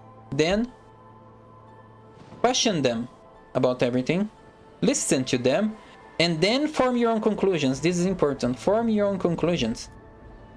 Like when I see people taking criticism online, it feels like they're just nodding their head sheepishly. Someone said something very, very charismatically, and then you just nod your head sheepishly, and then the other person just nod their head like, you're right, I agree completely. I'm like, why do you agree with that? Why do you agree with that? They're just their opinion. Did they reach your goals? Did they actually look into your minds and see that this is your goal, and you should do the things this way? It's also very prevalent in gaming. Gamers love to give their opinions about how to fix game. Gamers love their opinions about how to fix games, but the things devs should always do, and anyone who has an audience, you look at your audience to identify problems. You don't look at them to identify solutions. Your audience is complaining about something. They're giving you, I want more of this. Why do you want more of this? Why do you want more of this? Should I give you more of this? No, you should not give you more of this. to give you more of that, which will solve this issue. Which will actually solve. It's actually difficult to give a proper example of this. It's actually you need a specific, because it's kind of like a mind bender, like a mind fuck. Because we are simple, but we're straightforward. We can be simple sometimes, but we can deceive ourselves. Can easily deceive ourselves into thinking we want more of this, when in truth it's just that there's a simpler way to fix that. And it's kind of hard to come up with examples all the time. I follow a few game dev subs on Reddit, and that is also a common advice, that you should never listen to your audience, but you should look at them for problems. And sometimes they give examples of things like that, but I can end up forgetting them. I'm not good with giving examples. I do not have a good memory for something like that. I do not have a good memory for something like that. Let me think. Yeah, even coming up with an example on the spot, it's hard. Let me see. People complain about all my stories. People complain about all my stories that sometimes I don't go far enough with certain tropes. But they're like, oh no, the main character is kind of pathetic. The main character is doing blah blah blah. The main character is too flawed. Yeah, the main character is supposed to be flawed. I'm not here to give just pure wish fulfillment. I do give wish fulfillment in my stories, but that is not the main trope. What they want is that the character, they want to feel good to the character's actions, but sometimes you need to put the character down. But you need to be careful to not put the character too much down, because the readers they identify with the character. If you put the character too much down, if you humiliate them, then they're gonna feel humiliated. Then they're gonna feel humiliated.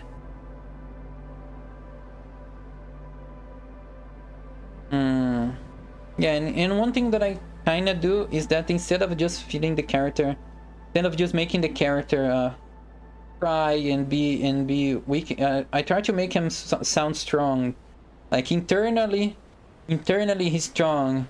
Outside he's crying, but internally he's like building up his courage to strike back. So the reader feels so the problem is not that I'm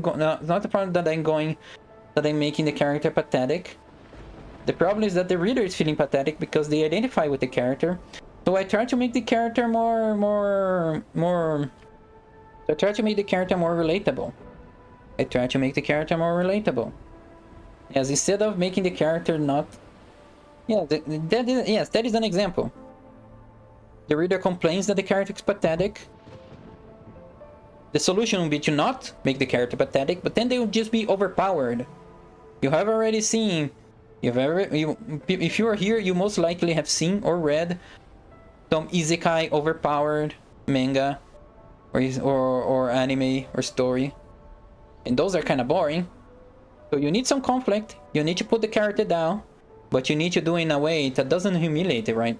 That doesn't feel like that doesn't make the reader exactly angry. You can make them angry, but not too much. But why would they be angry? Why are they angry that the main character is pathetic? Because they identify with the main character, and they don't want to feel pathetic. They want a wish fulfillment story. So how do you put down the main character to add conflict without making the reader feel angry and pathetic? You make the character internally strong.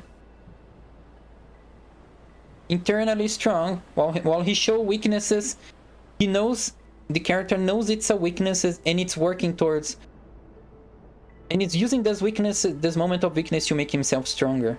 Like he's crying, but he has his fist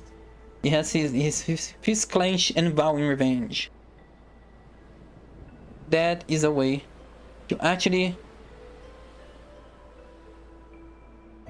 give the reader what they want without exactly giving what they ask for.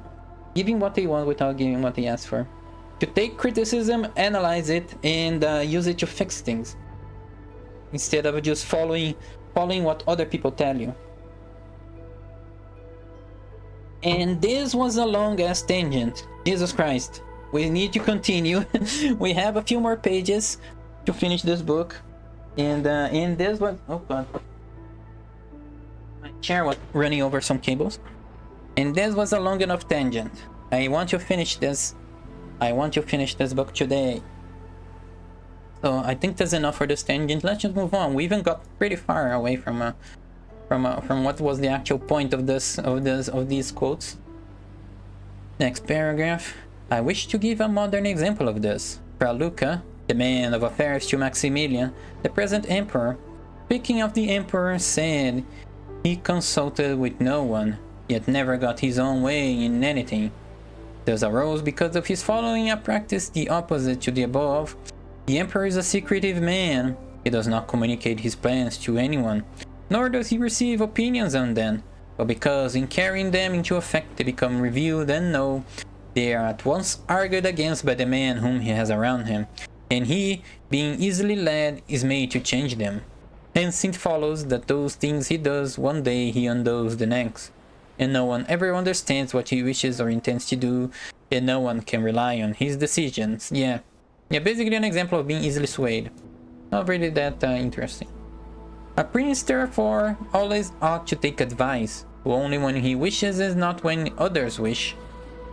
He ought to make it clear that he does not want advice unless he asks for it. That is important.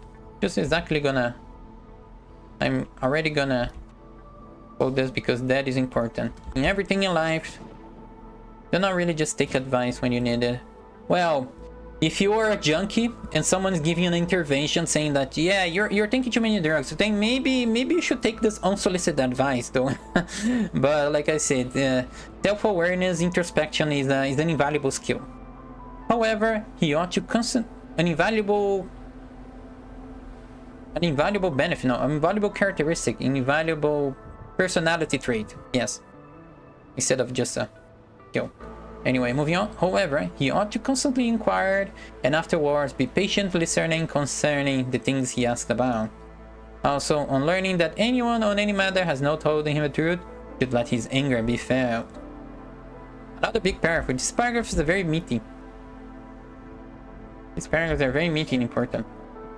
There may be some who think that a prince might appear to be wise not through his own ability, but because he has good advisors around him. Such a belief is clearly wrong, because a prince who is not wise himself will never take good advice, unless by chance he has yielded his affairs entirely to one person who happens to be a very clever man. In this case, indeed, he may be well governed, but it will not be for long, because such a governor would in short time make his state away from him. Would take his state away from him. Yep, seen this many times. Puppet emperors, puppet rulers are a common trope and a common reality everywhere. That if you're not wise, you're being manipulated, and then eventually you'll be taken over. But also, this part is interesting. There may be some who think that a prince might appear to be wise not through his own ability, but because he has good advisors around. Such a belief is clearly wrong, because a prince who's not wise himself. A prince who's not wise himself will never take a good advice, unless by chance he has wielded entire to one who must be a clever man. Okay. Yes, this is the difference between wisdom and intelligence, I think. Wisdom is well, at least wisdom is knowledge about life affairs. You ask people with lots of wisdom. You ask people with lots of wisdom. Thank you, Cody, for the lurk. Thank you for peeping upon my stream. Lovely to have you here. Anyway, a prince, this is the difference between intelligence and wisdom that I say, but more in a game-like way instead of any sort of real life basis of how intelligent and wisdom works. But this is how I say it's a difference between intelligence and wisdom. Wisdom is life advice. Wisdom is life experience, is life knowledge. While intelligence is the ability to use this knowledge. You can be very wise, but anything outside of what you know, you're very dumb. Or on the opposite hand, you can be very intelligent, but not have the knowledge to use this intelligence. So if you are very intelligent, you use advisors to give you knowledge, and then with this knowledge you make the right decisions. Well, if you have a lot of wisdom but not a lot of intelligence, you do share your thoughts. You have someone that you share your thoughts with, and this person will process your thoughts and give them back to you because they have some high intelligence. Now, last paragraph. If a prince who's not wise takes advice from more than one person, he will always get different bits of advice, and he will not know how to accommodate them. Each of the advisors will think of his own interests, and the prince will not know how to control them or see through them. This is typical, because men will always deceive you, unless they are kept honest by constraint. Therefore, it must be inferred that good advice, no matter where it comes from, is a result of the wisdom of the prince. The wisdom of the prince does not come from good advice. Hello, Kiji. How you doing? Lovely to have more nerds here for a nerding time. Study. This will fall on the book. You can never do wrong by becoming smarter.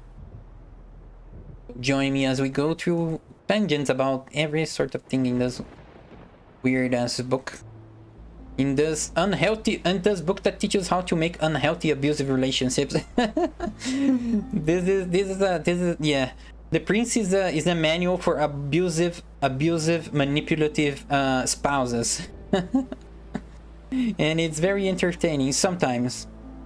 Sometimes though, do not take it very seriously. Do take this book at heart, how to do the opposite of it.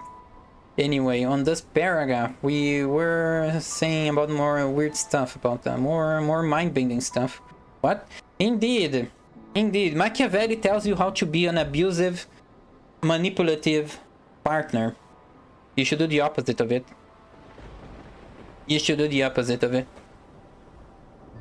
I mean, he does teach you how to abuse psychology. It's very easy to apply some of this to real life. Especially because some of the servants you get, they're gonna be close people to you, and they're almost as almost dedicated and loyal spouses.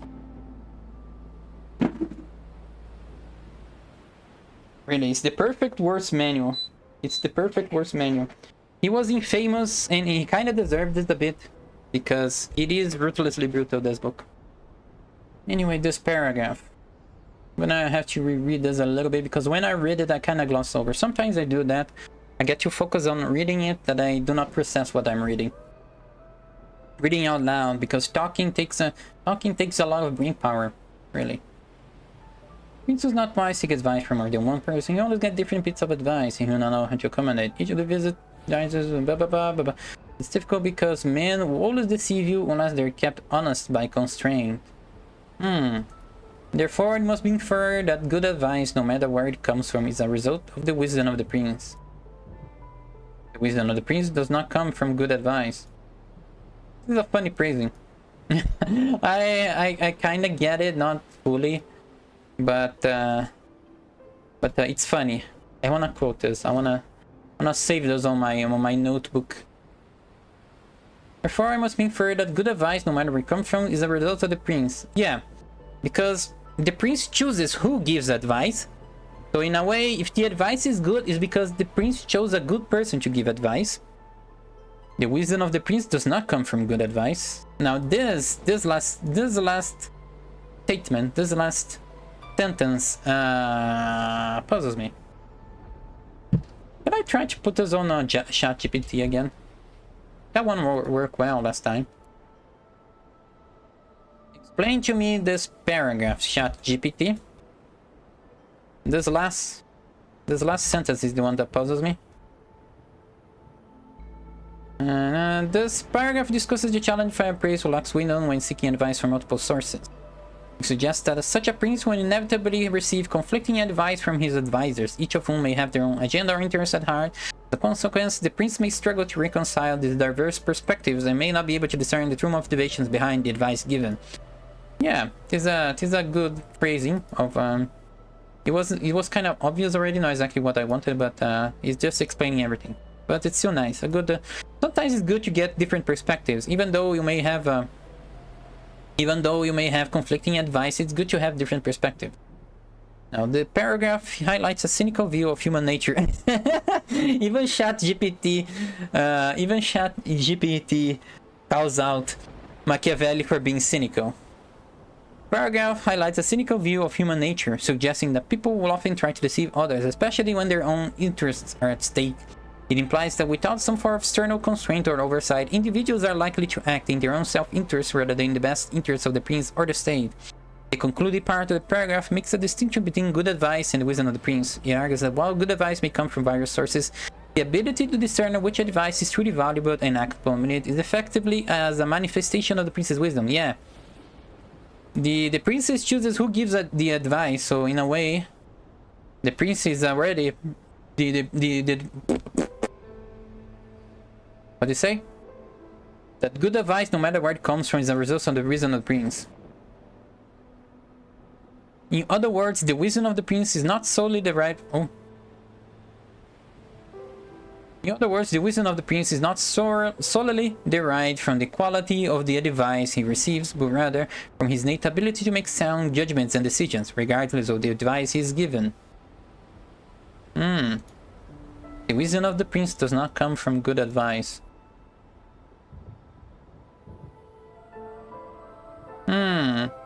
I kinda get it. Almost getting. Hang on.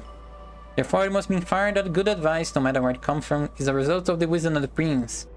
The wisdom of the prince does not come from good advice. Yeah, the prince is. Yeah, the prince shows his wisdom not from the advice he takes, but from the advice he does not take. The wisdom of the prince does not come from good advice. He shows his wisdom by choosing which the prince shows his wisdom by choosing which advice he does not take, just as much as which advice he takes. He shows his wisdom by being good at making decisions and discerning things. What did it discern which advice is truly valuable and act upon it? Yeah, okay. It's just a funny way of praising it. It's a cute way. I like this way. I like this phrase. It's cute. The wisdom of the prince does not come from good advice. It is just you only need that last sentence as a summary of the whole paragraph, honestly, of the whole chapter. It is poetically beautiful. But let's move on. Chapter 24, just 4 more pages. Why the princes of Italy have lost their states. Is this gonna be okay? This is gonna be more examples. Also ends in 1 minute and 30 seconds. I think I'm gonna actually eat something on this ad break, so I'm gonna take a little bit longer than 3 minutes. Anyway, let's just start reading this first paragraph. Why the princes of Italy has lost their states. The previous suggestions, if they are carefully followed, will enable a prince to appear well established and make him at once more secure in the state than if he had been long seated there. This is important because the actions of a new prince are more critically observed than those of an hereditary one. When princes are seen to be capable, they gain more men and make them more loyal than ancient blood. This is because men are attracted more by the present than by the past. When they find the present good, they enjoy it and seek no further. They will also strongly defend a prince if he does not fail them in other things. Thus, it will be a double glory for him to have established a new principality, and enriched and strengthened it with good laws, good arms, good friends, and good leadership. Similarly, it will be a double dishonor for someone who is born a prince to lose his state through a lack of wisdom. A double dishonor. Double bad. Okay. Okay, 30 seconds. I'm just gonna start ads now and go eat my Lego lunch. See you guys in 5 or 10 minutes.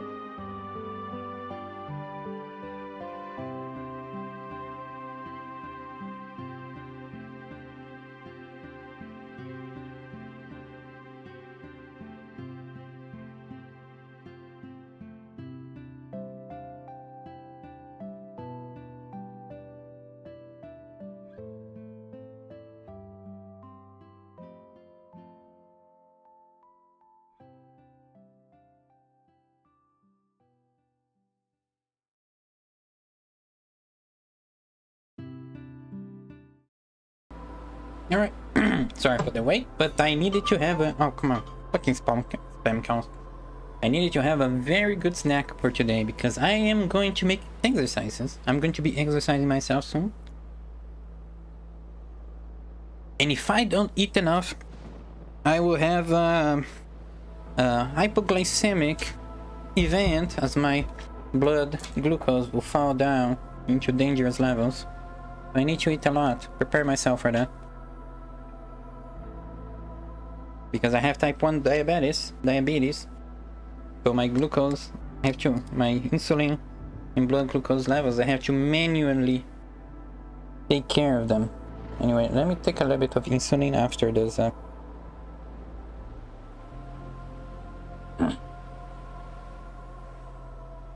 I also need the insulin to give me energy for the exercise. Okay. Now we can actually continue. And we had just read the first paragraph, so let's take a quick look at it again. Why the princes of Italy have lost their status.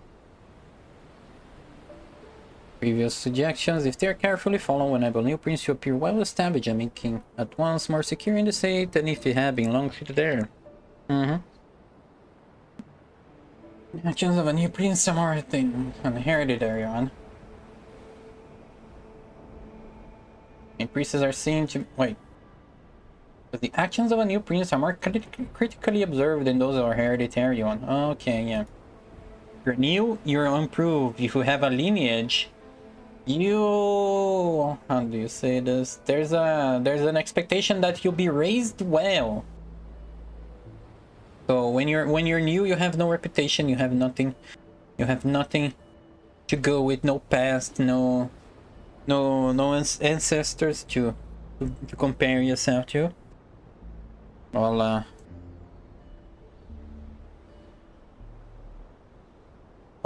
hereditary prince will have a bit of a pedigree, a mark of quality, that this is the quality of princes of this family that they likely will follow.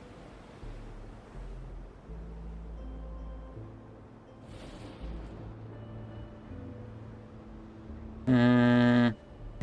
But I guess I can... It's a good reminder. It's a good reminder that there's differences. That people have expectation. Oh shit. What's this button? Oh, underline. Okay, underscore. Anyway, when the priests are incapable, they gain more men and make them more loyal than ancient blood. It's because me and I'm more attracted by the present than the past.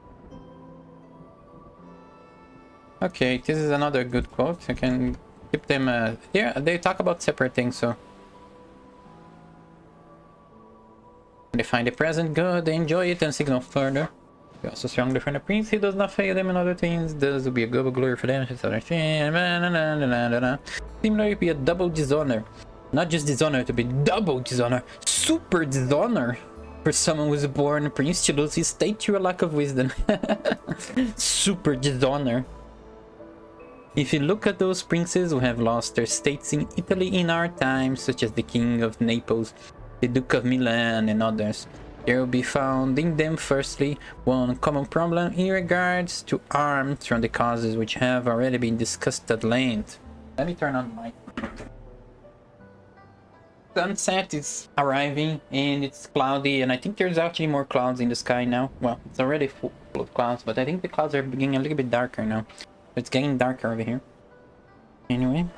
Secondly, some will be seen either to have had the people hostile, or if he has had the people friendly, he has not known how to secure the nobles.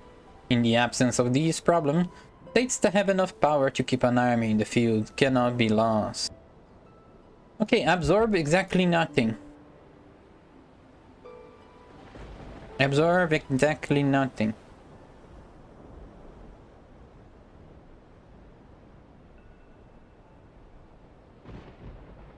I need to reread this.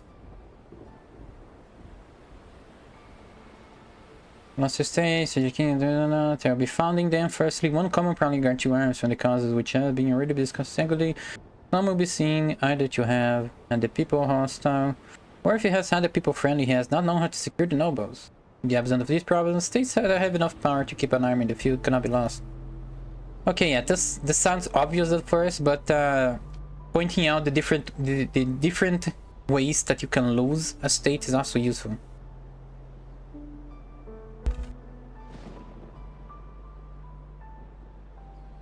Let me just type something.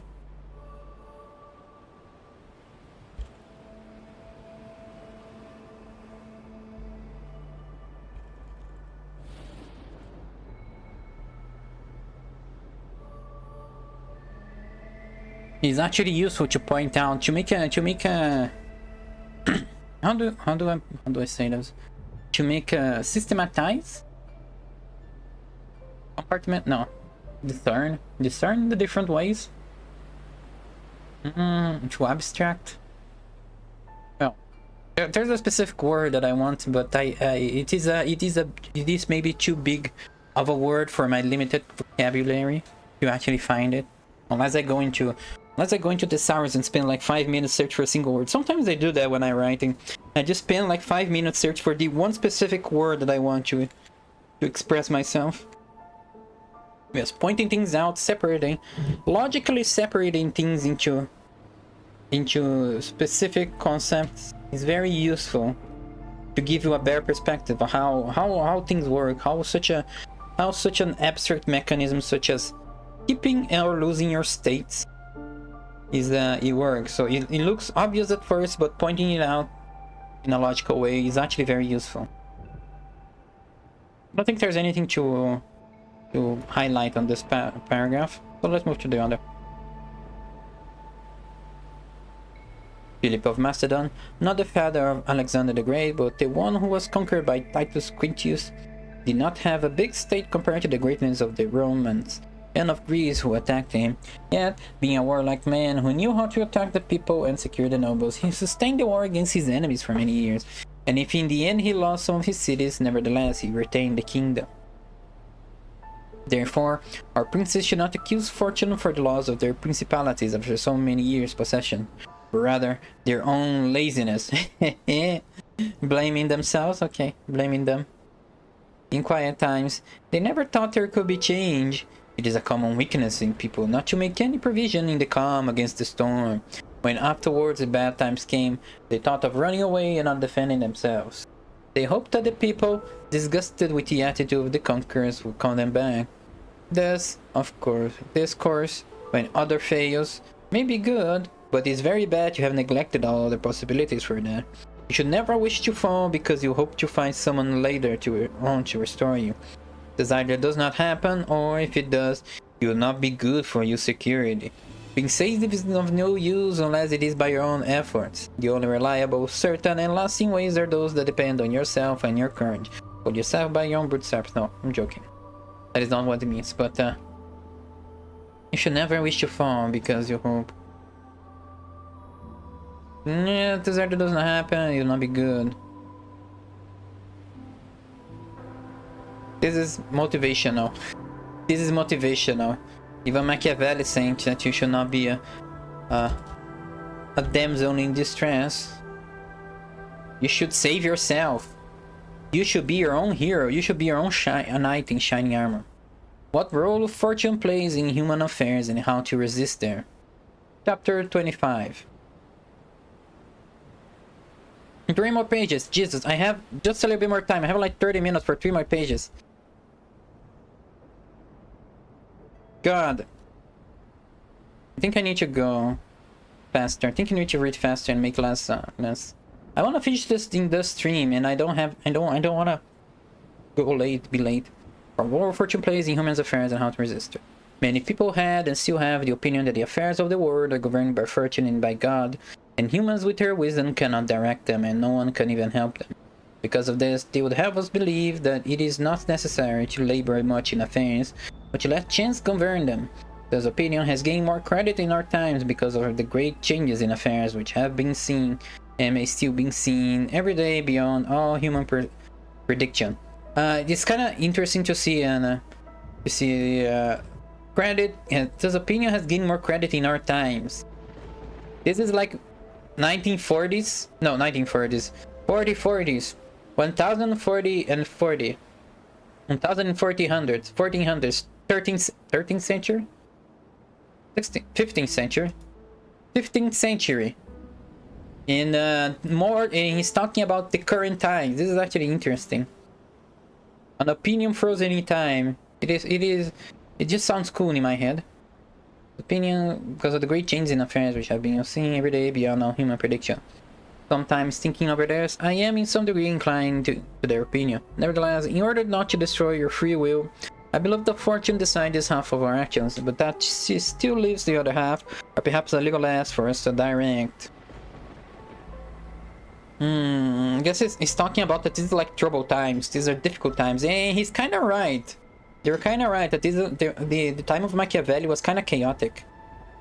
There's a lot of conquering and losing and changing hands and intrigue and all this stuff. There was like the Pope, the Vatican, the Church was a very powerful thing that was like doing their own things, a different sort of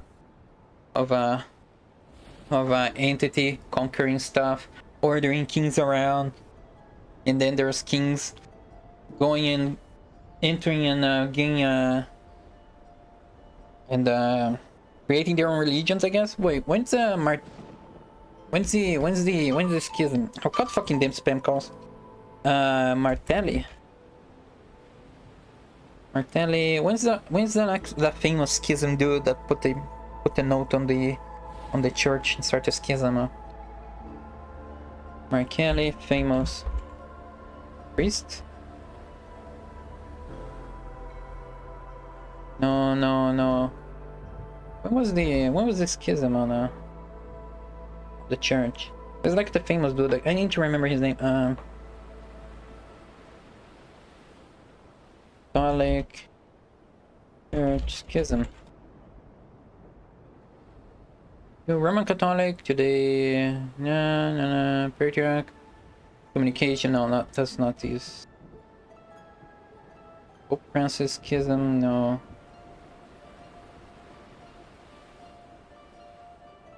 Eastern and Western schism.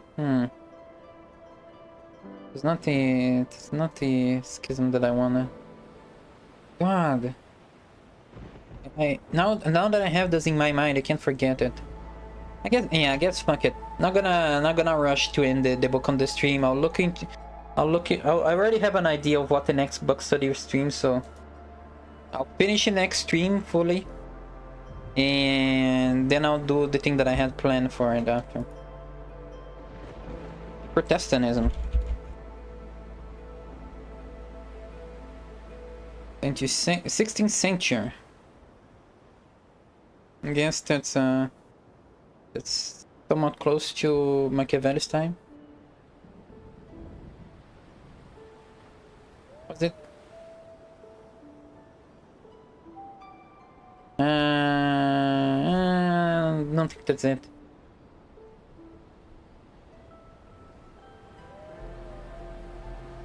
Famous Catholic figures. Saint Peter, Thomas Aquinas. No. Mother Teresa. No, not saints.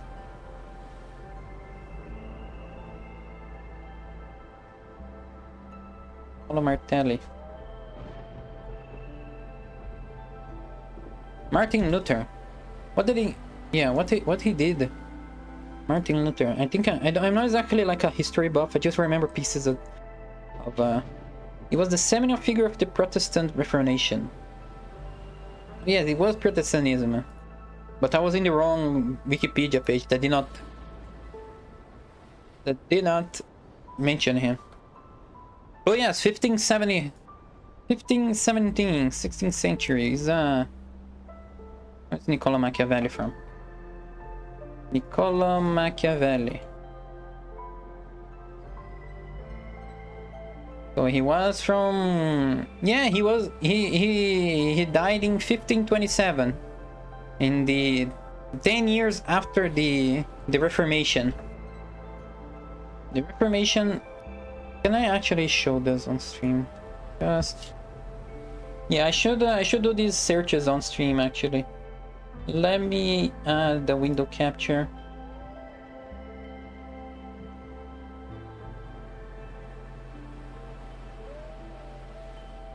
There we go. Hi. Yeah, it looks better this thing. And I guess I can put it over here. Overlap with this one.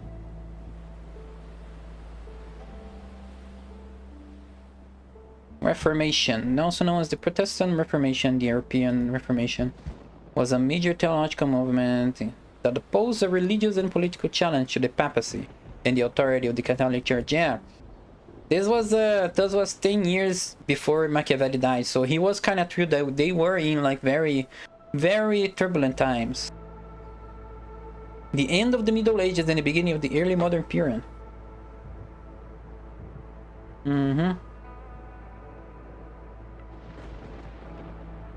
Happy in general, argued that salvation was completed. Was there like some sort of war, civil war? Papacy, church life, dissident. John Hus. Humanism. 95 thesis. Shock many sermons. Luther, blah blah blah.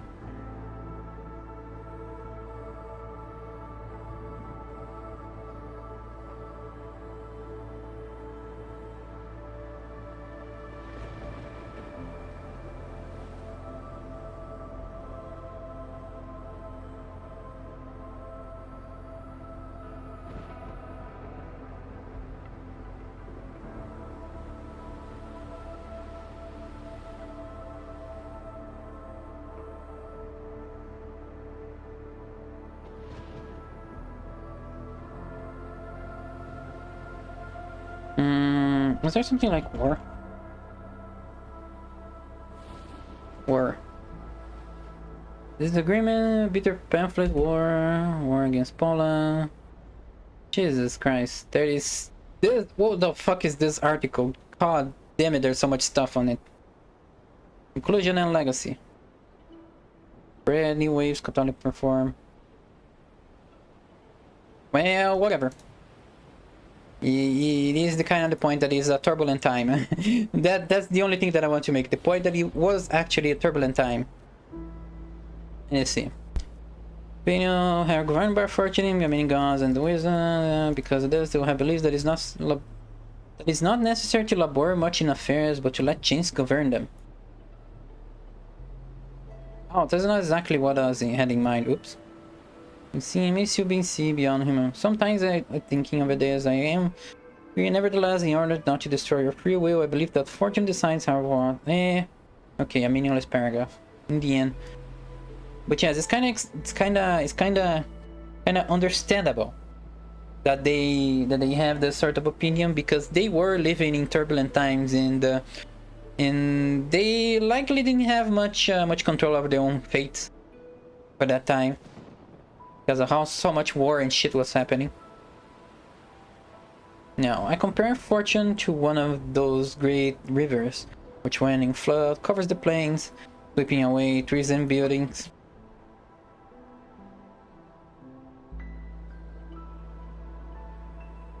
Compare fortune to one of those great rivers which when in flood covers the plains, sweeping away trees and buildings, bearing away the soil from place to place.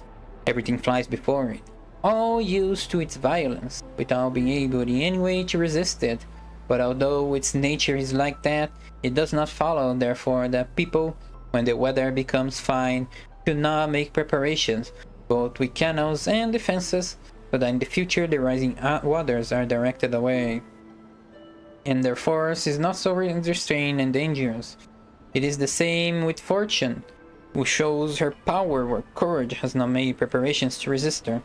She turns her forces where she knows the walls have not been raised to constrain her. Okay, thank you for redeeming the first Bunkan. Congrats, you get a whole night regret. We can do anything you want with her. And so far, Buncombe has retained his good boy card by not doing anything too sus with Grimory. She's slightly disappointed, but she enjoys sharing company with you. Now, my thoughts on the game. Okay. I guess this serves as my thoughts on the book.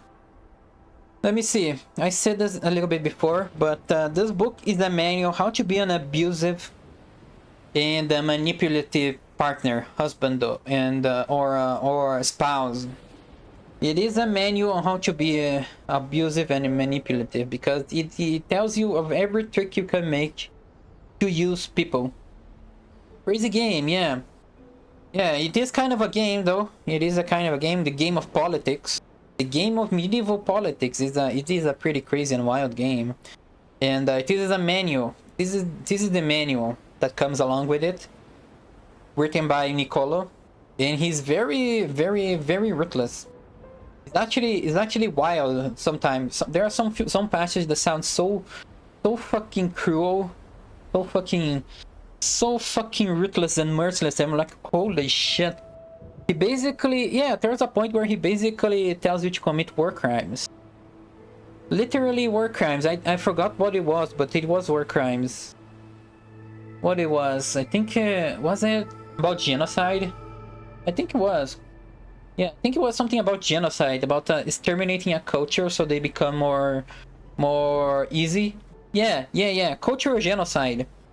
Niccolò Machiavelli encourages you to genocide your enemies if they're of a different culture than yours, and then you send your settlers into that abandoned territory and take over it. This is the easier way, long but easier way to conquer a territory, and it's a very spicy opinion. It is a very spicy opinion. He must have been a gamer. He was the most gamer of all gamers in the Game of Thrones. He was the pro gamer in the Game of Thrones. He actually became a coach. He did not go too far into the Game of Thrones himself. He was just a guy making guides, you know, the guy making guides.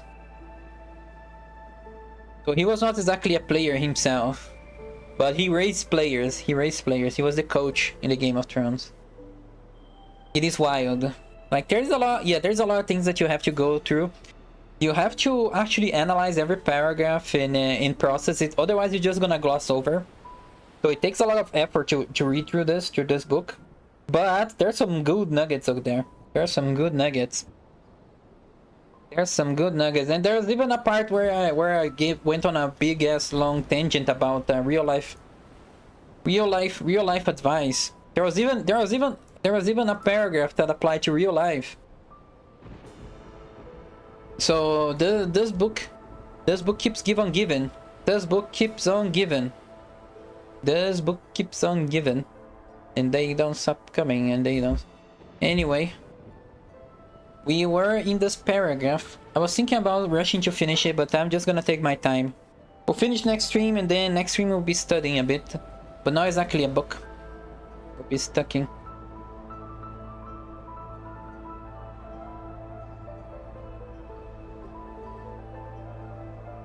We'll be studying how to find a book to read, because I do not know what book to read. But I guess it can be a Wikipedia study stream or something like that. That'd be interesting.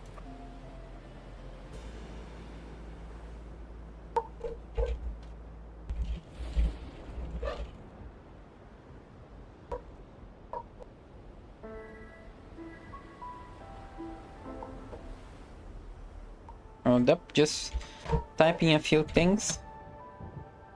Just sharing a few private messages. Now, let me reread this paragraph. All you to its violence. Oh wait. I compare fortune to one of the great rivers. 20 floods cover the plains, sweeping away trees and buildings, bearing away the soil from place to place. Everything flies before it.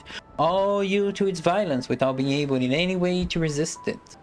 But although its nature is like that, it does not follow, therefore, that people, when the weather becomes fine, should not make preparations, both with cannons and defenses. So then in the future, the rising waters are directed away and the force is not so restrained and dangerous.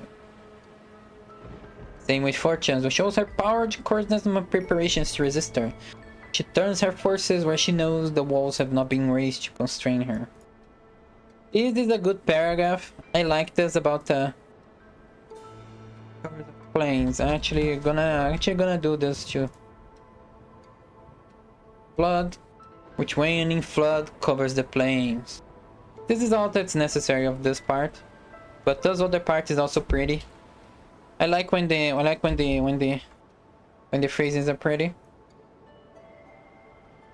They feel powerful when they speak to you. They are more charismatic. When the phrasing is good, it feels more charismatic and you feel more ready to accept this kind of knowledge.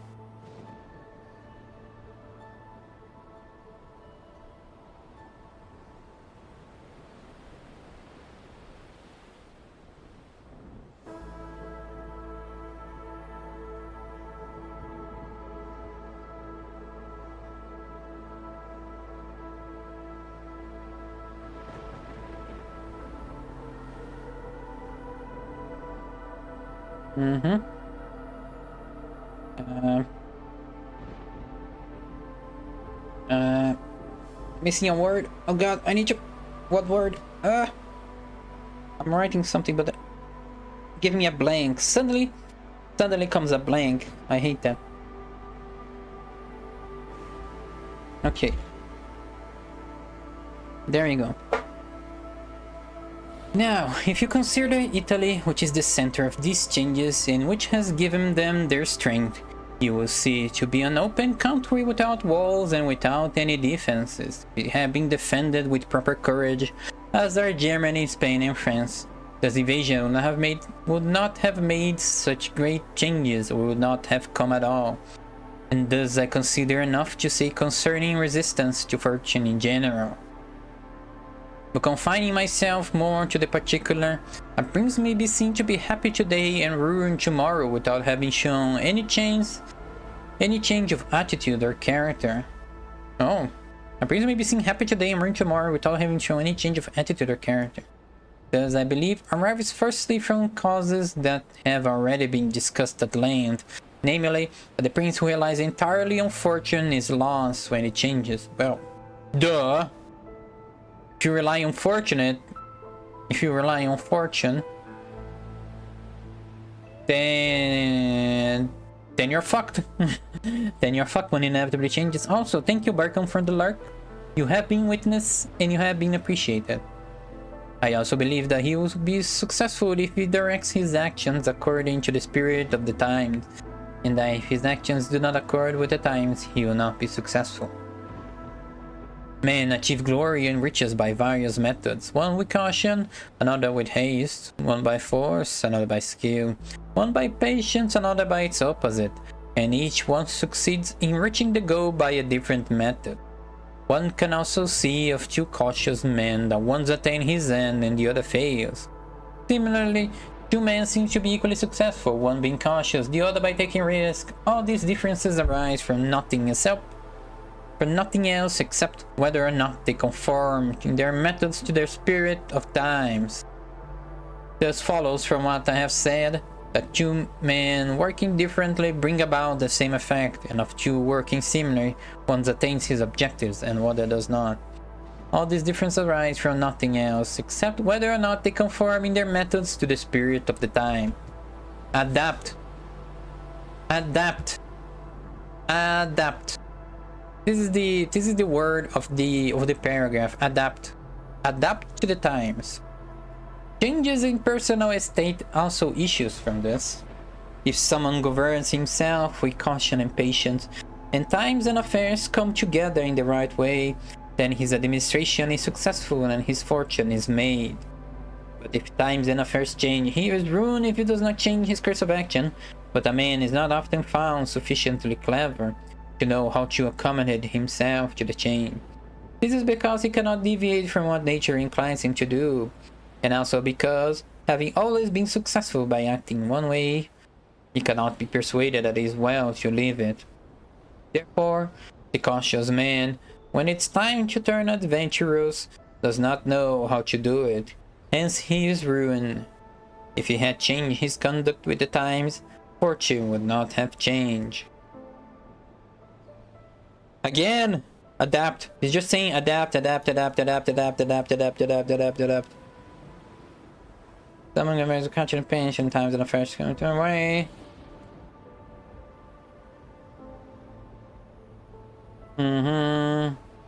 This is because he cannot deviate from what nature inclines him to do. Wait, but a man is not often found sufficiently clever to know how to accommodate himself to change. And also because, having always been successful by acting in one way, he cannot be persuaded that it is well to live it. Therefore, the cautious man, when it's time to turn adventures, does not know how to do it, hence he is ruined. If he had changed his conduct with the times, fortune would not have changed.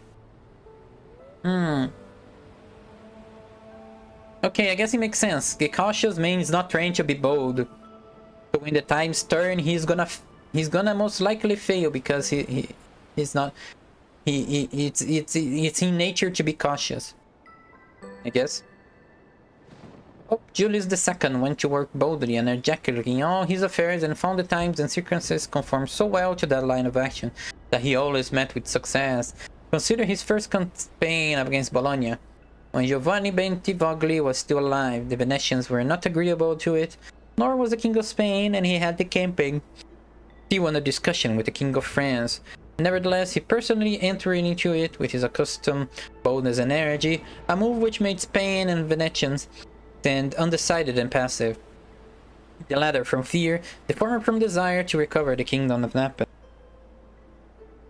On the other hand, he managed to involve the King of France, because that king, having observed the movement, he wanted to make the Pope his friend so as to humble the Venetian, found it impossible to refuse him. Therefore, Julius, with his bold action, achieved what the Pope with simple human wisdom could have done.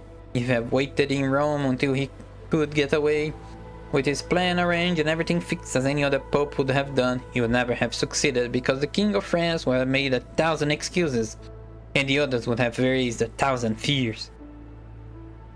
Okay, now he's actually encouraging people to be bold. He's actually encouraging people to be bold instead of just cautious. Always be bold and energetic in everything.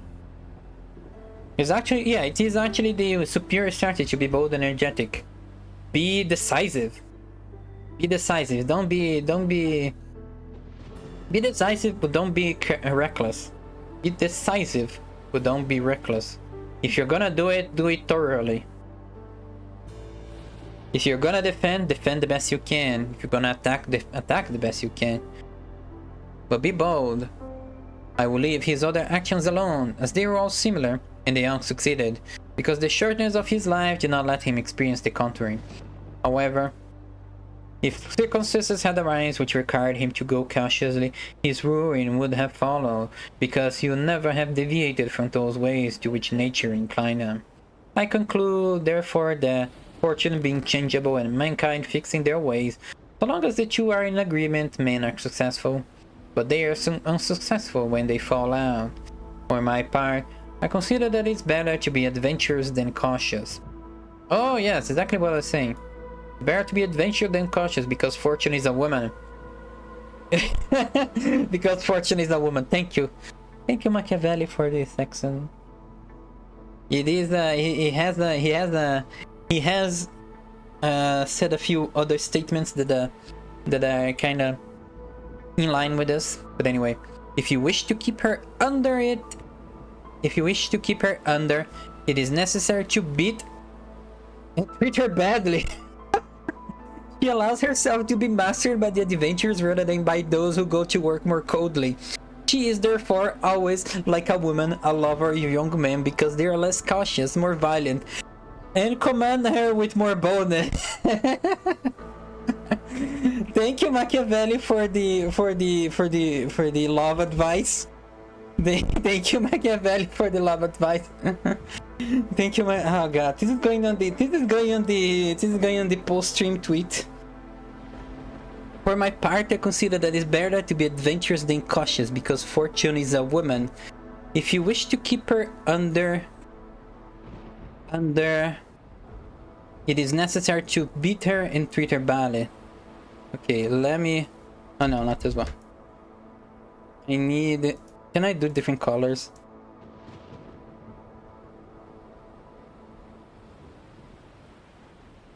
How about like this? There we go. This on yellow. How about this color? Red. No.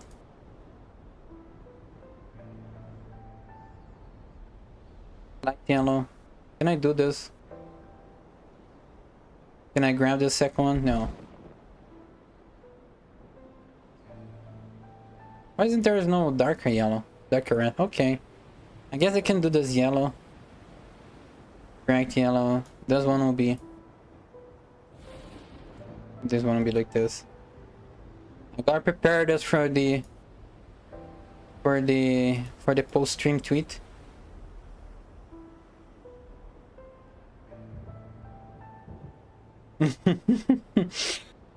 She allows herself to be mastered by the adventurers rather than by those who go to work more coldly. She is therefore always like a woman, a lover of young men because they are less cautious, more violent, and command her with more boldness. I need to send this to a certain someone. Is actually gonna love it.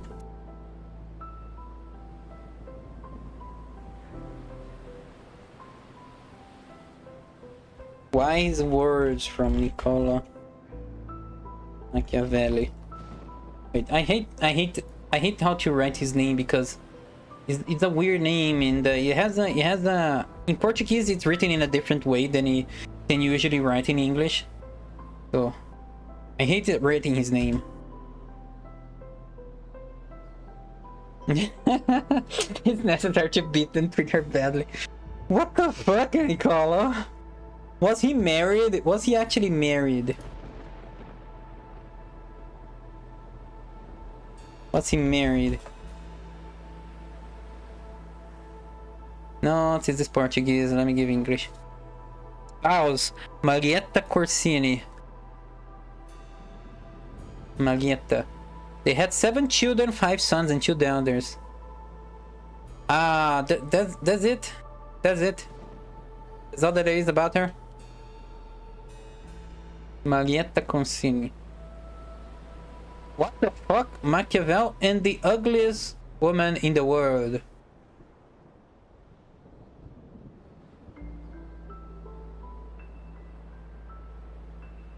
What the fuck?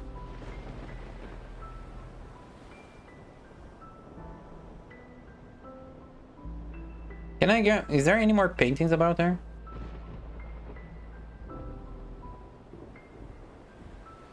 What the fuck is this about? She doesn't look ugly. Whatever. Unfortunately, there's nothing more. There is no written, there's no written records of her opinion upon this passage by Machiavelli. So let's move on. Chapter 26. A call to liberate Italy from the invaders. Wait, is this the last patch? Oh yes, we're at the end. We're actually at the end. We're actually at the end. Maybe I can just go through this since this one doesn't seem to be any...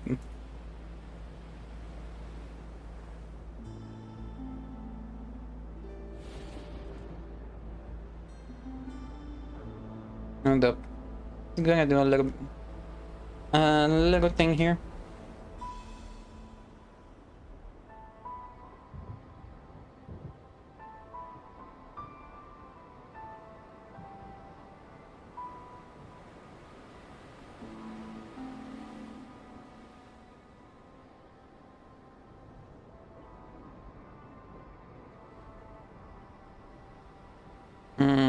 Over here, and then I guess we'll read the last chapter in a sec.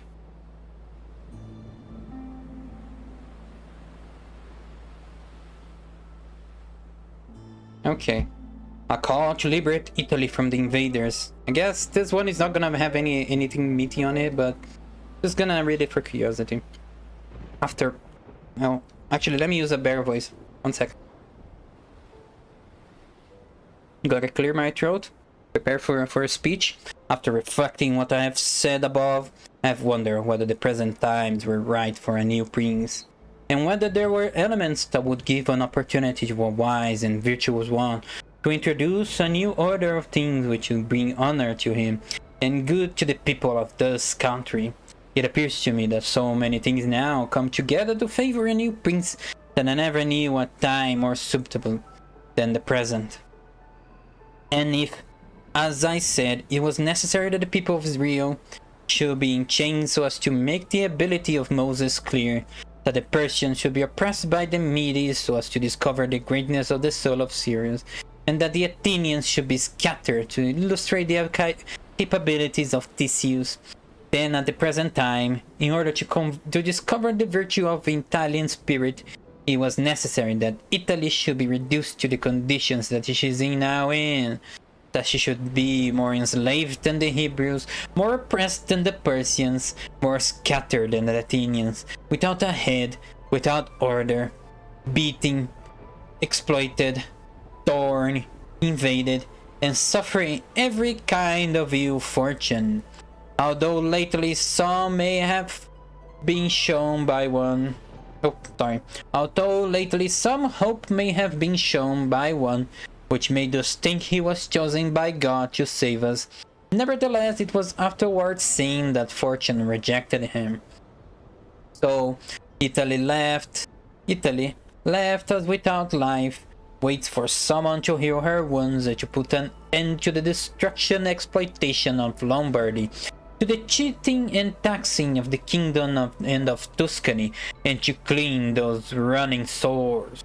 It is seen how she begs God to send someone who shall deliver her from these wrongs and oppressions. It is seen that she is ready and willing to follow a flag if someone will raise it.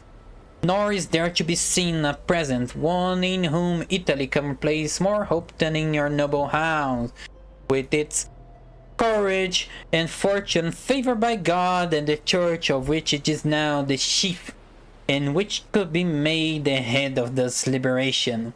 This will not be difficult if you remember the actions and lives of the men I have named.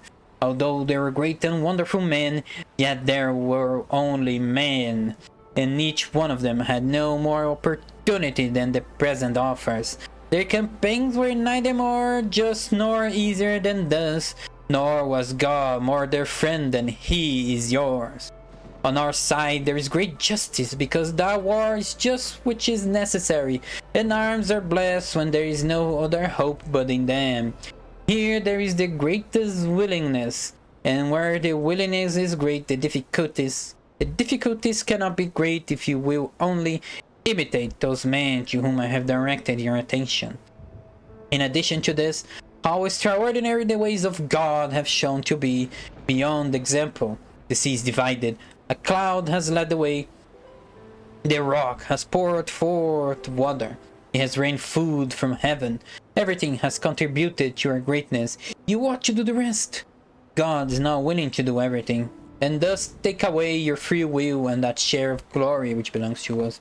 It is not surprising that none of the Italians mentioned above have been able to achieve all that they expected from your glorious house, and that in so many revolutions in Italy and in so many campaigns, it has always appeared as if military virtue was dead.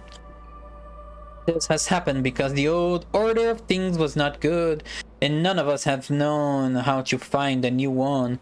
Nothing honors a man more than to establish new laws when he himself is newly risen. Such things, when they are well founded and proper, will make him love and admire. In Italy there are great opportunities to do this. Here there is great courage in the limbs while it fails in the head. Look carefully at individual hand-to-hand fights to see the excellence of the Italians in strength, speed and skill. But when it comes to armies, they are hopeless. This is entirely the result of poor leadership. Those who are capable are not obeyed. Each one thinks they're capable, but none stands out above the rest. Either in courage or fortune. Hence, for so a long time, and during so much fighting in the past 20 years, whenever there has been a whole Italian army, it has always performed badly. The first example of this is Utaro. And then there are Alessandria, Capua, Genoa, Valia, Bologna, Mestre. If therefore your great house, which is to follow. These remarkable men who have saved their country. Fuck, I pressed the ads to start.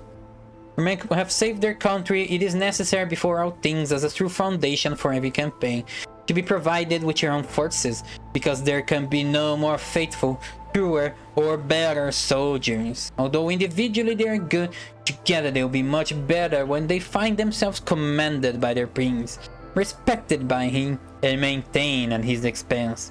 Therefore, it is necessary to be prepared with such arms so that you can be defended against foreigners by Italian courage. And although Swiss and Spanish foot soldiers may be considered very strong, nevertheless there were weaknesses in both, by reason of which a third order would not only be able to oppose them, but might be relied upon to defeat them. For the Spaniards cannot resist horse soldiers, and the Swiss are afraid of foot soldiers whenever they encounter them in close fighting. Owing to this, as has been and may again be seen, the Spaniards are unable to resist French horse, and the Swiss are beaten by Spanish foot soldiers. Although complete proof of this latter cannot be shown, nevertheless there was some evidence of it at the Battle of Ravenna, when the Spanish foot soldiers were faced by German soldiers who fight in the same way as the Swiss. The Spaniards, through skill and speed and with the aid of their shields, got in on the spears of the Germans and stood out of danger, able to attack, while the Germans stood helpless.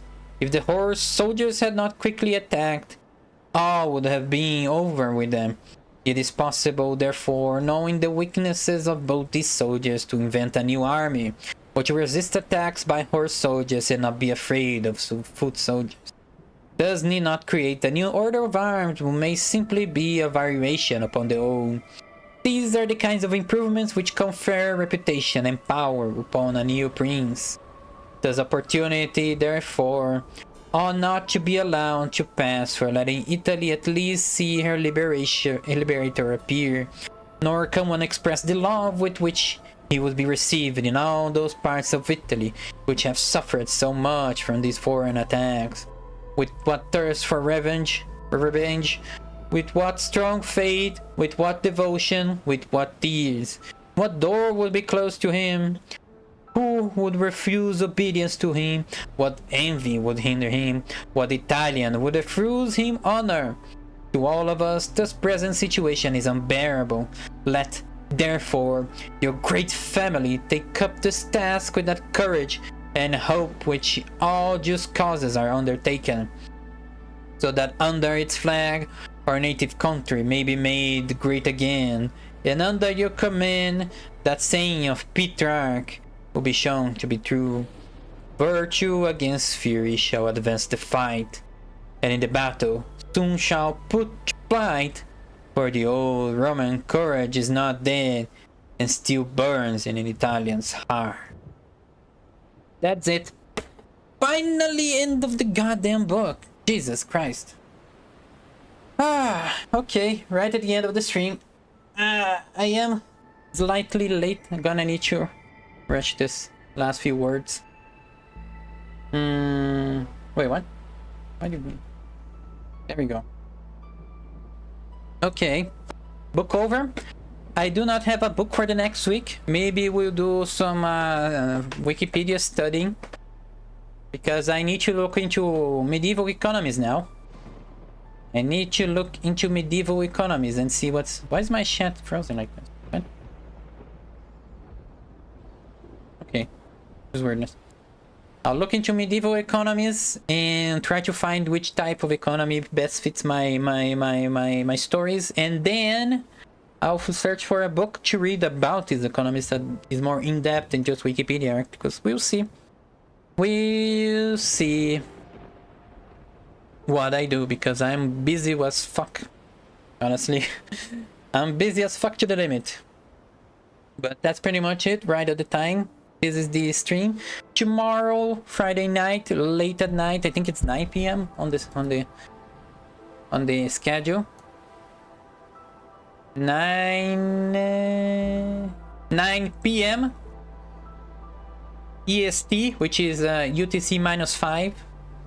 There'll be a big Warcraft 3 custom games collab with a bunch of people. It's actually gonna be difficult to write out their names of the people. Like, you're gonna fill up the stream title with just the name of the people we're collabing with. maybe I can make a command for that. Actually, yeah, I could make a command to write down in chat the names of the people we're collabing with. And then Saturday gonna be Blackthorn. Maybe there's a chance I might cancel the stream. Who knows? I might have some other business to deal with. Some other business that I might deal with. Saturday Blackthorn stream might not be. I kind of want to finish the game, but maybe not. We'll see. Because the collab will be late at night for me. Anyway, and then Sunday there's Lapis Sunday. We're gonna go back playing Baroni. Just more fun. And that's pretty much it for I have for the stream. See you guys tomorrow. Take care of your waifus. Take care. Oh shit! I forgot. Who am I gonna raid? I need to raid fast. I need to raid fast. GG. GG has just gone live. GG has just gone live. I already raided. Cool. I don't think I've raided KG yet. Oh, there's a bunny. Yeah, let's go KG. He was here earlier. Raid. Take care of your waifus. Take care of your husbandos. I'll see you all next time. And for the people who have played around with Grammary, milking's gonna start now. Good luck. Bye bye.